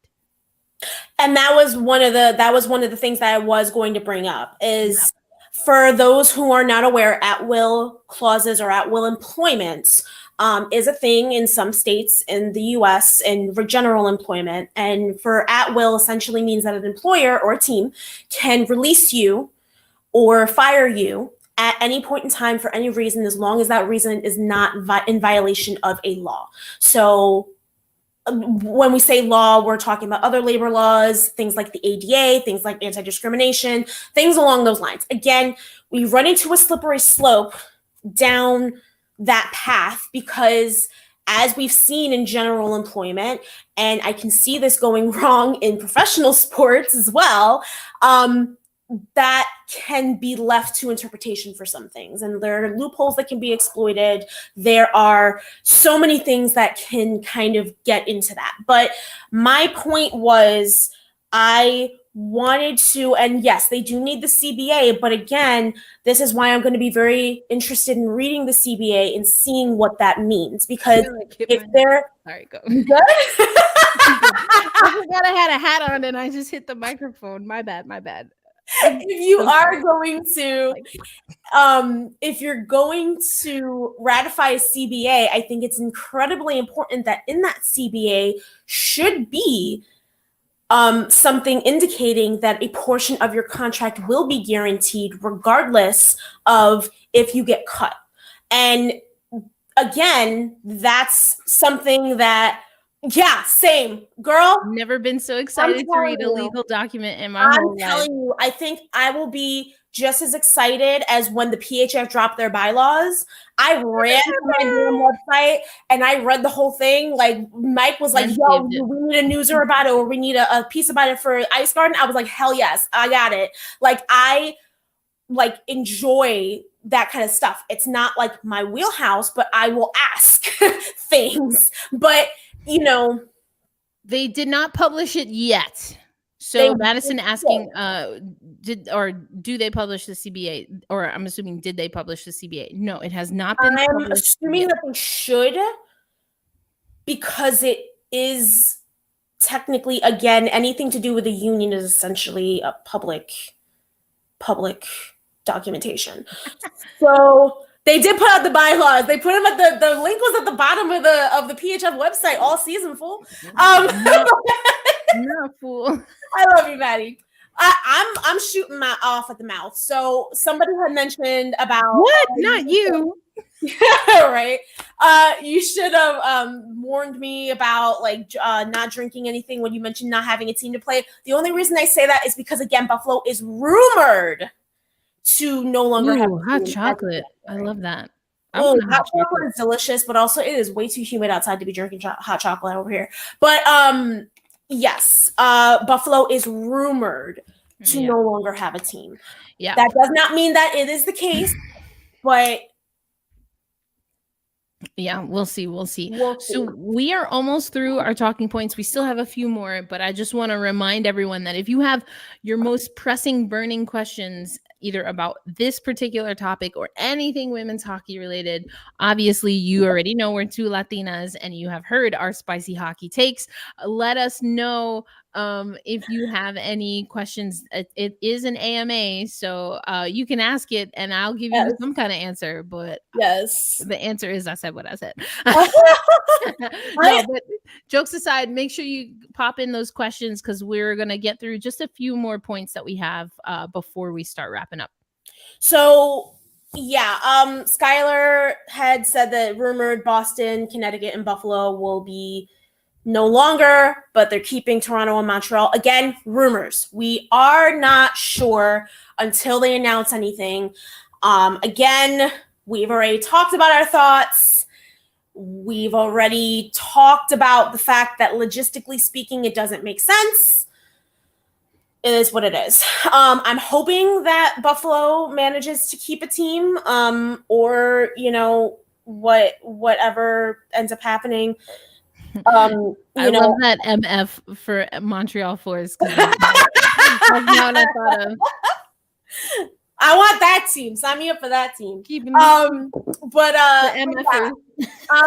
I do have a question for you, and I saw somebody else ask Dan Rice this, and I did want to ask you, what is one of your favorite like PHF related interviews? Like whoever you interviewed. Oh, damn, that's tough. It's a good question, but it's tough. One that I've been thinking about a lot, honestly, is my interview with Molly Engstrom. And it was interesting because Molly Engstrom, the way that it went down is that before the salary cuts were announced, or maybe before the salary cap or before the salary cuts in season 2 were announced, Molly I was at a game and she just kind of like placed her hand on my shoulder and I just thought she was saying hi, but like, you know how something like just lingers a little long and you're like, okay. And then I just kind of looked up and I could tell she wanted to talk about something because we were in a public space and she wanted to talk about something in more detail. Anyway, long story short, that ended up being the exclusive interview that I got with her because it was announced that she was retiring and that she was going to Sweden because she had Swedish ties, yada, yada, yada. In my conversation with her, that ended up not being the case. She wanted to set the record straight on that she was leaving because of the salary cuts. And that was an interesting process because there were some things that we talked about that were on the record, but that it became clear she was starting to grow uncomfortable with saying publicly. And so it was a conversation where I didn't want to, of course, I never want to force anyone into anything, but I really wanted to just give her an opportunity to hear why I thought having her say that in her own words, in her own voice was important. And, it ended up being one of the more powerful quotes from that piece. So that was really my first full season as a reporter. And to kind of have that trust and respect and have Molly reach out to me, that was really special to me. So that one always stands out. There was also an interview that I did with Madison Packer when she had announced her retirement. And that was one where I was like, first of all, Madison Packer always gives spicy, but that was the really spicy interview. And, there were some things that she said similarly where, she felt that because it was a little bit difficult to get a hold of her after she said she was going to retire. And eventually I did track her down. And, I remember, her just kind of saying some things on why she thought maybe it was a little bit more difficult to get a hold of her. So those are two interviews that really stand out from more of like I geeked out or just really had a lot of fun. Talking to Shannon Zabados or really any hockey player about baseball are always my favorite interviews. Or just hockey people. Like anytime I find someone in hockey that loves baseball, I geek out. I've done that with Everett Fitzhugh, with John Forsland, with Shannon Zabados, with Carly Jackson. Yes. With so many people. So those are some that are memorable. I remember playing around when I was working with the Ice Garden and doing more video. And at the time, no one was really doing video content with the athletes. And so I remember when Rebecca Russo said something about she got something and she like referred to like, I just wish I could break this and like give it to everyone. I was like, did you just Mean Girls me? And then we like cut that. So that was a lot of fun. But just those kinds of things were always a lot of fun. And I've been reflecting a lot about Toronto, just that whole experience. I don't know why, but or maybe just thinking about it in hindsight, but in Toronto for the All-Star Showcase, I remember saying to players like Fratty, to Casey Bellamy, to Madison Packer, I was like, yo, we've seen a lot of stuff. You know, like we've been through a lot of stuff in this league, and some of Yep. it I probably don't even know the full extent. But we were like in the Hockey Hall of Fame, and we were having a conversation there, and it just felt like a really enjoyable moment, you know? And so that's memorable. I don't know that I've put into context how it makes me feel that that was the conversation, and now knowing that that league doesn't exist anymore, like I haven't honestly really gotten there, but I do remember January just feeling really special, and I'm really glad that I had that time with the athletes. So that was more than one, but there's just like Listen, there's so there's a many. lot. You and I both, again, you and I have both been there. Like, Yeah. you know, I think that, Oh, yeah. yeah, Madison that was saying that's great. the original 6 series. Oh, anytime I interviewed Kira Dostal, she's Mhm. more a reserved player, not always someone that people interview, which I don't know why, because she's such a great hockey mind. She's just a great person. So yeah, the original 6 series that I did, I think that was for season 6 probably, or season 5, season 6, somewhere in there. But I talked Yeah. to the OG members because there were only about 6 or 7 in the league at that point. So I love that.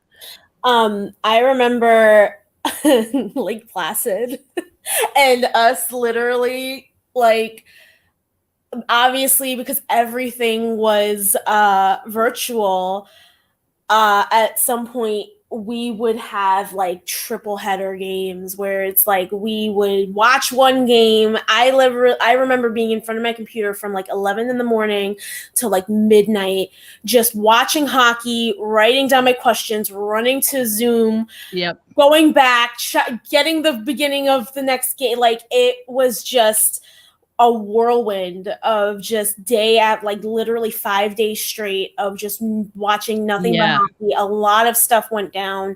Yeah. Not all of it great, but I just remember feeling just such a camaraderie with everybody because we were all dealing with the same crap. Like Yeah. It was we all crazy. were running ourselves ragged. Yeah, and that was But the first year that we were at the Vista Studios in Florida. mm, And so, you know, I'm used to calling 2 games on the weekend in arena, but then we would have however many games in a week. And so like sometimes I was calling like 3 games in a day, you know? And it was just kind of wild. I mean, it was great. And I guess I've been thinking about this a little bit, but you know, being the only broadcaster to reach 100 games is pretty special as well. oh I yeah. mean, you know, you can do that in one NHL season, Oh yeah. or almost. If your team makes the playoffs, then even better. But you know, you do that in one season, and you know, another 2 weeks, and you're there. But it Right. took me, you know, what, 7 seasons to do that, and I'm really proud that I got to do that. I'm bummed I never got to call a final. The final that was canceled in the bubble. That's the bad stuff. I was set to call that game. And so that was a bummer, Yeah. and I never got to get back to the booth for that. Yeah. But yeah, I mean, there's a lot of good memories, including like I remember when I had this jersey and I wore it to the first ever final. I had it, I was working as media, but I had it in my bag and I wore it after because I had literally just gotten it.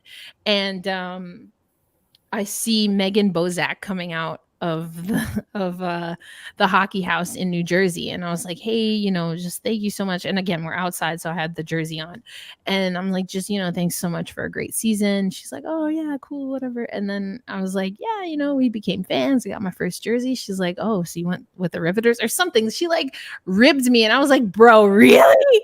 And really, you just lost. Like, that's what we're gonna do?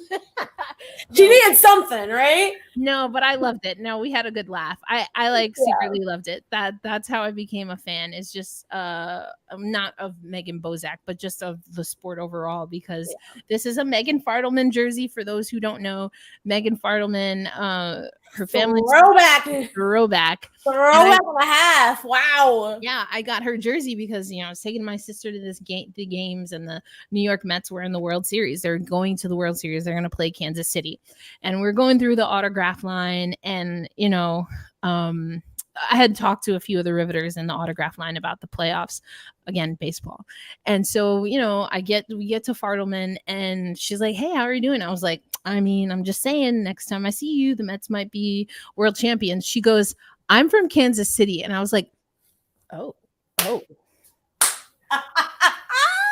I was like, oh, I'm just gonna keep moving. Belyakova, how are you? Just move on to the next, because that was oh my God. It became God. this thing. So we would interact on social media, and it'd be like, hey, the Mets won, and then I just did that the one time, and then they lost the World Series. So it was but she ended up going to Game 5 in New York. So good for her. I was crying. Oh my God. But just stuff like that, there's so many things. There's so many things. Obviously, meeting so many of the fans. I saw some fans posting photos of pictures where you see us as the media corps there, because we're just a band of misfits traveling on the weekends, catching up with each other. I remember there was a photo of fans with the Connecticut Whale, and there was a bowling trip that they coordinated, and I'm the one that took the picture. And so it's just all of that kind of stuff. And again, I've been thinking about this. There's been so much to sift through, and I don't think I've spent properly enough time with it. But I feel like for me, my process is I just want to get to a place where I know what's coming next, and then kind of reflect on it. But I guess, Angelica, before you answer, because I want to get your answer too, but we are going to do some throwbacks, and there are some games that we can watch together on YouTube. So we're going to be doing that. So stay tuned. We're gonna, the whale bowling trip. That whale bowling trip. God. That's it. Yeah. That's a throwback. That's right. Nina Rogers, everybody was a good time. We're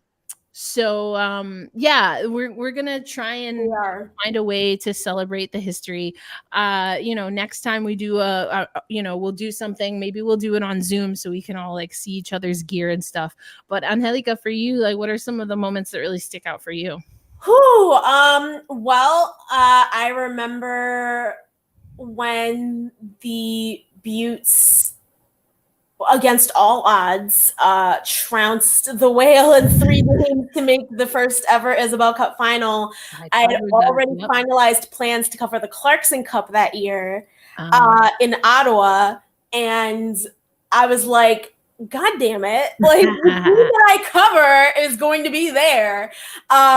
But I remember, of course, the first All-Star game being in Buffalo was very special. It was kind of a mess, but it was a beautiful mess. Fratty and the chicken head. Yes. Oh my God, yes. Fratty and the chicken head. What was it? Jamie Leonoff with the cop sunglasses and the hat. And the handlebar mustache. So fun. Maddie, we'll make sure you get it together. We'll make sure you're there. We'll do a little tech preview. Sure. That's right. There was a bad storm, right? There was, yes, because the C-Dub and the N-Dub, at that point, the PHF was the N-Dub. The C-Dub and N-Dub had them all in one weekend. And I had plans to cover both games, obviously. So I go up to Toronto, and my bus back got canceled. So I had to this is back before my car days. So my mom had to come and drive me back. Oh my gosh. She was able to get me back home, but I was very worried that I wasn't going to be able to cover the freaking All-Star game in Buffalo, but everything worked out. It was a lot of fun, a lot of hockey.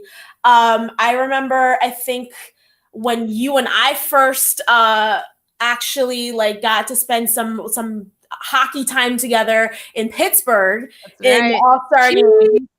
Oh my God, Sheets! Oh my God, love Sheets. Still love Sheets. Best plays. I'm like, they need to bring one to Buffalo. I'm sorry. I remember my first real feature on Kelly Stedman and just Oh, getting, do the steady. Do the yep. steady. Getting she's one of those players that like you wouldn't like she's very thoughtful in her questions. She's got a lot of insight. She's got a good sense of humor as well. Yeah. And she's best friends with Brie McLaughlin, so there was some ribbing of Brie in there as well. Again, of course, like Placid. This is so true. Steady was a real one, and I would have loved to see you guys at the one in Buffalo. We do love Sheets. We love Sheets. Great. Sheets is great. There's one in Erie, PA, and I've been known to take trips with a friend to go there. I know of Sheets from North Carolina. Yeah. So, but yeah, we love our Sheets. But who else? Obviously, I mean, I was working on a goalie series actually, but I still will probably put some clips up with. But anytime I talk to CJ, Carly Jackson is a delight. CJ's like following CJ at the all or at the final this week. This year was so fun. Yeah, it's so much fun. Like literally one of the most positive human beings. We got to follow up with CJ on some stuff because is he still making her rounds? So right about that. Yeah. But, let us know in the chat if you have some favorite memories or moments. But Angelica, you were saying, I mean, your goalie series stands out. Yeah, so I've talked to watching Lola Bernson get her first win this past year was really, really special, especially because she was playing some amazing hockey. Lovisa Bernson, I think, is one of those players that doesn't get a whole lot of shine from PHF fans just because of the way things have kind of hammered out with her recovering from double hip surgery the year that she came into the league.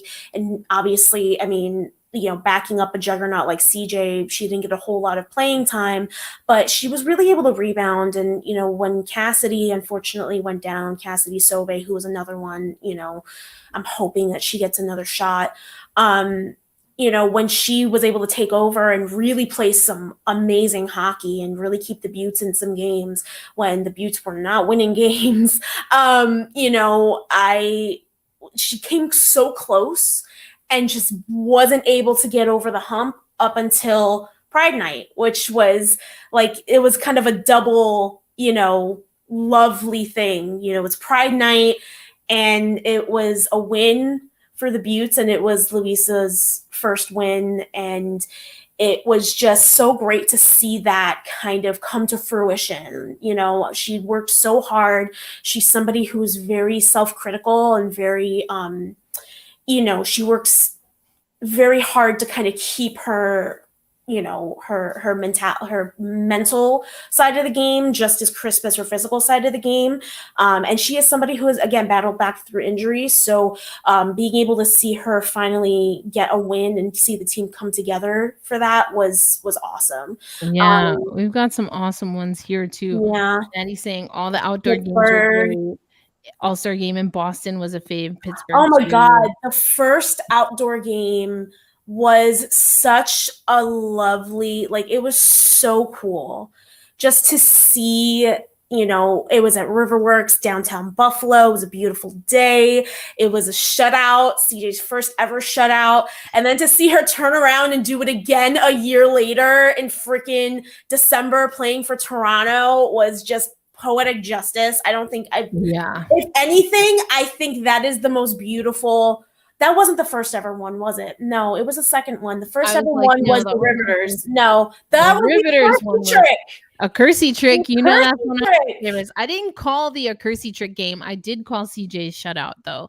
What else do we have here? Favorite moment getting my Black Rosie jersey. Yes, Jordan Dabney. Love that. She also designed, of course, my Black Rosie logo, which we use. So we love that.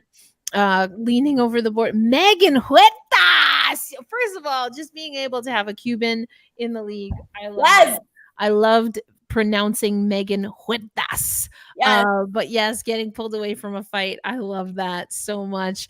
The Whale getting a shutout win against Minnesota in Pittsburgh, one of their first wins that year. I mean, that CT Whale team was really exciting. I was messaging with someone from the Minnesota team, and obviously they made it to the final this year, but that person Mhm. just saying that if they knew how it was going to go down, this was a staffer, not a player, but just kind of feeling like, and that this is what's tough, right? With people above or below ownership not knowing.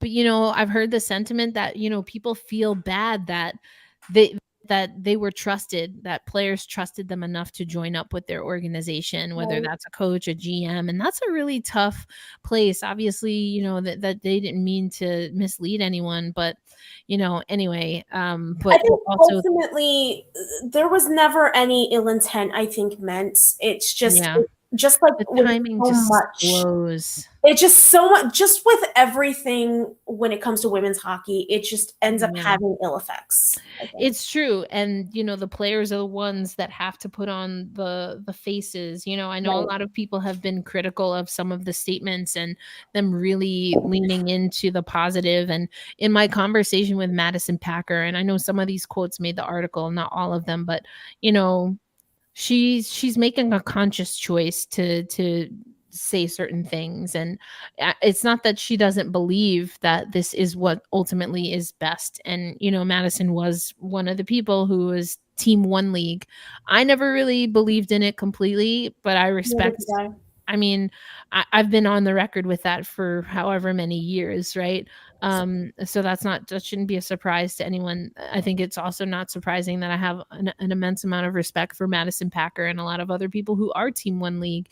Right. And so to hear the hurt in her voice while she's also saying what she feels needs to be said, and she felt that that was what was required of her as a leader at this time. And so, It's difficult. yeah, When you're a player, when you're a veteran, when you're a captain, when you're put in that type of situation, I think a couple of us did joke about it and be like, "Oh, well, who's making her say that?" But it is a difficult thing. You have to kind of temper your own personal feelings and put yeah, those last. yeah, And really think about, okay, well, what does my team need? What does the league need? What do right, fans need in this moment? And exactly. it may not always come out the way you want it. It may not always have the effect that you want, but at the end of the day, like, there's only so much that you can do. You are a human being. And Exactly. that's why I haven't really been super critical of like what players have really been saying. Mhm. It's just the overall overwhelming, like, It's a lot. It's a yeah, lot, and it's like I remember I was in Canada when the CWHL folded, and I get this text message like something big is going to happen, and like in the early morning, and I'm like, what the heck is going on? And then I'm in Canada. I was at an event that was surrounded around hockey, and I had to remember that people had very visceral reactions. They said some very unkind things, in my opinion, to someone who at that time, yeah, I was already working on the broadcast and covering the league. So, uh, and that was an interesting time too, because that's when my role was changing a little bit. So my opinions as Erica the person versus Erica the journalist versus Erica the broadcaster were becoming harder to I guess I had to work harder to differentiate them because there were different expectations depending on which role I was filling. So that was a really difficult time, but you know, you kind of sometimes have to let people say what they're going to say. And I remember, though, it was also interesting because there was criticism of the NWHL on some of the comments and some of the ways that they were kind of ready to usher in and be like, hey, well, we're here, we're here for you, we have a yeah, spot I for remember you. that. But again, it's just interesting that that was what the conversation was at the time, and we're having a different conversation now. And I don't think either one is right or wrong. And I guess what I'm saying is I don't know what that means about the landscape. I do think that there are some players that are so tired of the ongoing narrative. And although this is not with how they expected things to go down, this is getting to the end result that they thought was inevitable. And if this is how it has to be, then so be it. And Yeah. maybe in hindsight we'll look at this. And I know a lot of people, there was someone who asked if I had reached out to anyone other than John Boynton. No one was made available other than John. But you know, I wonder if we'll think about it differently. I don't know the answer, but I wonder if we'll think about it differently. There is a part of me that thinks that the only way that this was going to happen is if it came from ownership. Right. And I think that the onus has been on the players for way too long and not always fairly. Yeah. So, but if because I think honestly everyone was waiting on the NHL to fix it. And that became evidently clear what, a year and a half, if we're being conservative, into the for the game PWHPA movement, that the NHL doesn't want to do that. Very conservative. Um, I've been at least for what, 5 years now, if not longer, saying I've never been a pro NHL involvement person. Me I've neither. never thought that the game needed it. And both sides, so to speak, have indicated as much that this wasn't necessarily needed. I know the PW at some point was trying to court it, I suppose, but it's not a situation that I ever thought would lead to anything necessarily good. We've looked at, and it was always very incongruous to me, the idea of being for the game and for the players, but wanting the NHL to come in and fix things when the NHL is historically not really pro player and has a lockout, once every 8 years, because players and owners can't agree to a new CBA. So, I think that I think that for this acquisition has led a lot of people to think, well, now the NHL can get involved. And it's like, I still don't want that. I still don't think that that's a very good idea. But to your point about, it not feeling good right now, and who knows, like, if it will change. I was talking to a player a little bit, I think yesterday, and she had mentioned, sometimes you have to do things for yourself and your own livelihood, although you don't completely agree with them. That was a very interesting point, because it's like, you don't necessarily have to agree with the way things went down, and I don't agree with the way things went down. I've been very vocal about that. I think that it could have been done completely differently.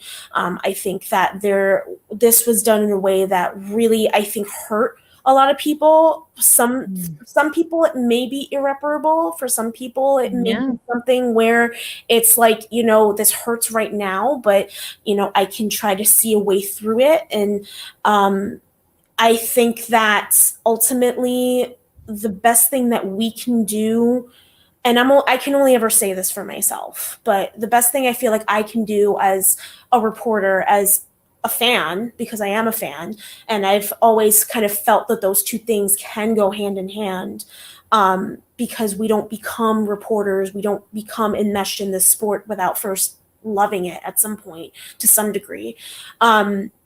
I think that the best thing that I can do is to just look at everything, look at all angles, and acknowledge that multiple things can be true. Yeah. And hold people to account who need to be held to account.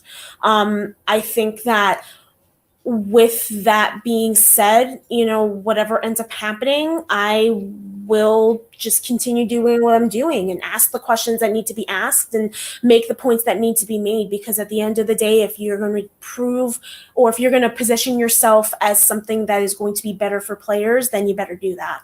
And if you're not going to do That's that, the big question. yes. That's the big question. And that's why I really appreciated what Kaylee Fracken was saying, when I asked her some of these hypotheticals, which I knew were going to be difficult for her to answer, because again, this is a CBA that is being negotiated without the PHF players being able to be hands-on in its early stages, Right. Which we understand. We talked about that earlier. And I think that that's a smart move for the PWHPA to try and get something going. And that's an important step before they drop the puck, which they want to do in January.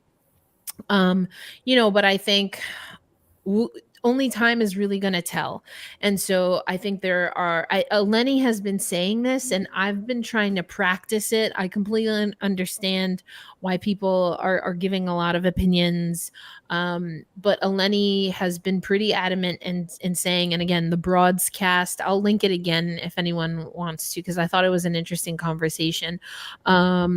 But what Eleni has been saying, as someone who is representing athletes, is she really feels that now is not the time for opinion pieces. And again, I've been kind of doing that more so because I'm still very much processing. That's why I wanted to do this live stream where I could be maybe a little bit more loose and have a conversation. But I think that this is what I want to say regarding that. We said this on our last deep dive when we were talking about Harvard. I try not to be in the business of telling people how they should think or act. Like, that's on you. I'm of the opinion, and I have been acting for myself in a way that I really want to, as I said, anchor the conversation, because for me, I think there's a lot of opinion, there's a lot of emotion. And so I've said jokingly that I am a contrarian, but I want to offer something different. And right now, I think what my role can be is to anchor things. So that's what I've been doing as a journalist. And also, I don't know, again, professionally, what this means for what my women's hockey coverage will look like, because it has been tied to the PHF.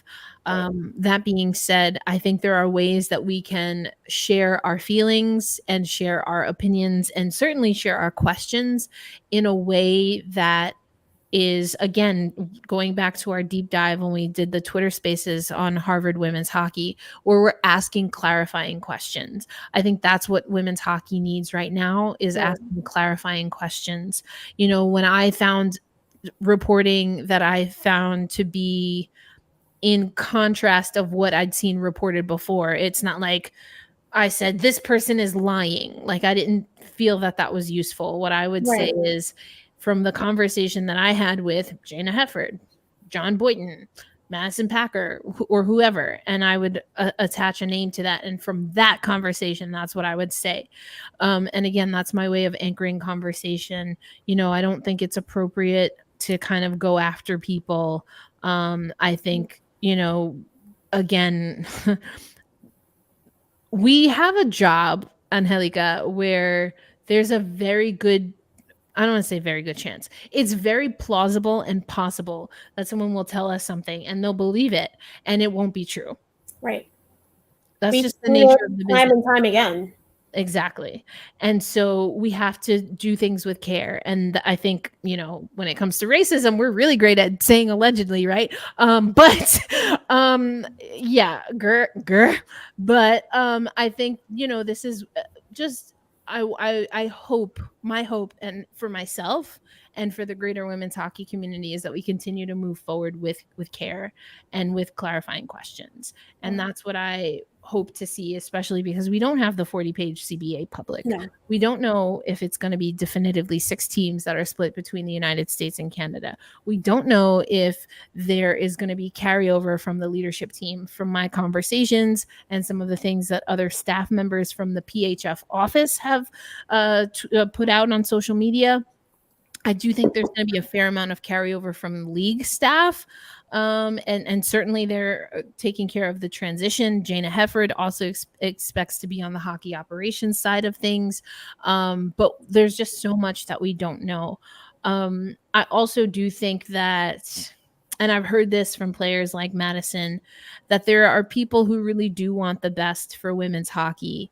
I don't exactly understand completely why the timing happened the way it did from the PHF side of things, and why they felt that finalizing this sale right before the 1st of January on a holiday weekend was the best plan. So I can't speak to that from the information that I know, which is limited. It doesn't make sense to me, but also it wasn't my choice. There are going to be things that I think just don't make sense. Yeah. And is it something that is, nefarious going on? I don't know.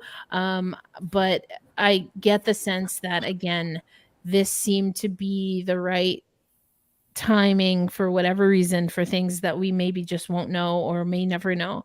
And so I'm willing to give the majority of people the benefit of the doubt. I really like Reagan Carey. Jana Hefford has gotten a bad rap because of this kind of molasses glacial pace that the PWHPA has moved at. And I've been very critical of that pace, but, or I should say, and also I personally have always gotten the impression that the players had faith in Jana Hefford. So, you know, I don't think it's fair to, similarly to what we were saying, like you can't blame Reagan for season two foibles.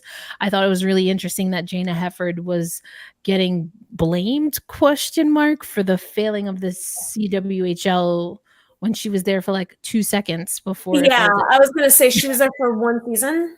Like Not at the even end a of full the day, season. it's the same. It's the same kind of feeling as like blaming one player for the reason why the Panthers lost the Stanley Cup. Like it's a team sport. Just like Jana Hefford is not the sole like leadership of the CWHL or the PWHPA, whatever. It's just it's a team. It's a collaborative effort, just like anything should be. And I think, again, that's why I go back to I feel like the players should have been notified because, again, they are a huge part of that. You don't have a league without players. You don't have hockey without players. So that has been the biggest thing for me. And, you know, at the end of the day, have I shot my mouth off? Yes. Have I said what I said? Yes. I'm going to stand by it because if I don't have my word, what the hell do I have? Ultimately, I want to be at least present and understanding of where this goes. Yeah. Am I going to get it right all the time? Probably not. I'm going to be really honest with you. There are going to be things that people are probably going to side eye and people are probably going to say whatever. It is what it is. You know, at the end of the day, this is as far as I've come. So, you know, I ultimately want what is best for the people playing this sport right now and the people who are going to come into this sport in the future. Yeah, and I guess that's really to be determined. I think from the information that we know, it's hard for me to see how the pieces will fit into an end result for January 2024 that is going to make this feel for me like an acceleration of what we had before July 29th. I think the best will feel like maintenance. You know, because it's from what we know now, it's going to be fewer teams. From what we know now, it's going to be, I mean, I guess the pay rate is comparable, but again, Kaylee Fratkin was like, from the numbers that I've seen reported, you know, seems to be kind of on task, on target. But what is the benefits package really look like? What is accessible to all players? And so there's just so much that we don't know. But that's why you've got us here at the Founding Four Pod as part of Black Rosie Media. We are going to be following this. And again, we'll have our Twitter spaces. I just felt that being able to go live, and I mean, we can do comments on Twitter as well, but well, first of all, Twitter is having a moment. So you know, doing this live stream and then yes, she's having a moment. And then making sure that we have the comments also that we can pop up. It seemed like a good way to do it. But let us know, like, did you enjoy YouTube? Because we can easily do this. We can also go back to Twitter Spaces. We've got some. I'll tell you something. I enjoy this. All right, so then we have to. There you go. Our board of directors here. We've decided. Our ownership. I don't want that responsibility. Hell no. Well, either way, all right. Seems like people like this. Yeah, I like this flow, like that we can do YouTube. Okay, so there we go. Our board unanimously voted by the people that voted. I'm letting the our players have a voice here. There we go. It was unanimous by all of the voters. How many of the total voters? We don't know, but that's not how the many point. card-carrying members? The point is, exactly. The point is the people who showed up today all unanimously said we're staying on YouTube. So that's what we'll do. We can easily do that. Yeah, thank you so much for hanging out with us. We loved hearing also some of your throwback moments. We alluded to it, but stay tuned. We're working to make sure that we can come back to YouTube, or I should say use some of what YouTube has captured over the years and do a watch party where we can watch some of our favorite moments. I feel like we got to get that Connecticut Whale, New York Riveters brawl in there somehow. Dude, we gotta get, like, if there's any kind of footage of the Buttes Ribs brawl as well, like Casorso versus Packer. That was literally when I met ex-girlfriend, a hockey fan, and then she was very disappointed when I told her that that's not how it. Like, that's not how it happens no. all the time. All the time. She was disappointed, but she still came to every game that season with me. So there you go. Yep, we're doing watch parties. We're going back into the archives. That's the plan. So stay tuned with us. And it sounds like we will be using this medium again. So thank you all so much. It is about almost 7:15 here Central Time. So that's 8:15 Eastern. We appreciate you so much. Yes, we need to get these newer fans. We're going to make sure we do a Casey Bellamy game because, yes, Casey Bellamy is an OG. Thank you very much. Yeah. Much to my chagrin as obviously a OG Riveters fan. But I'd be like, dang, Casey, why you going to hurt me like that? Why you hurt me? Why you hurt me? And then we'll see it, in this format. We can also sometimes pull in some guests. So we'll see if we can do that.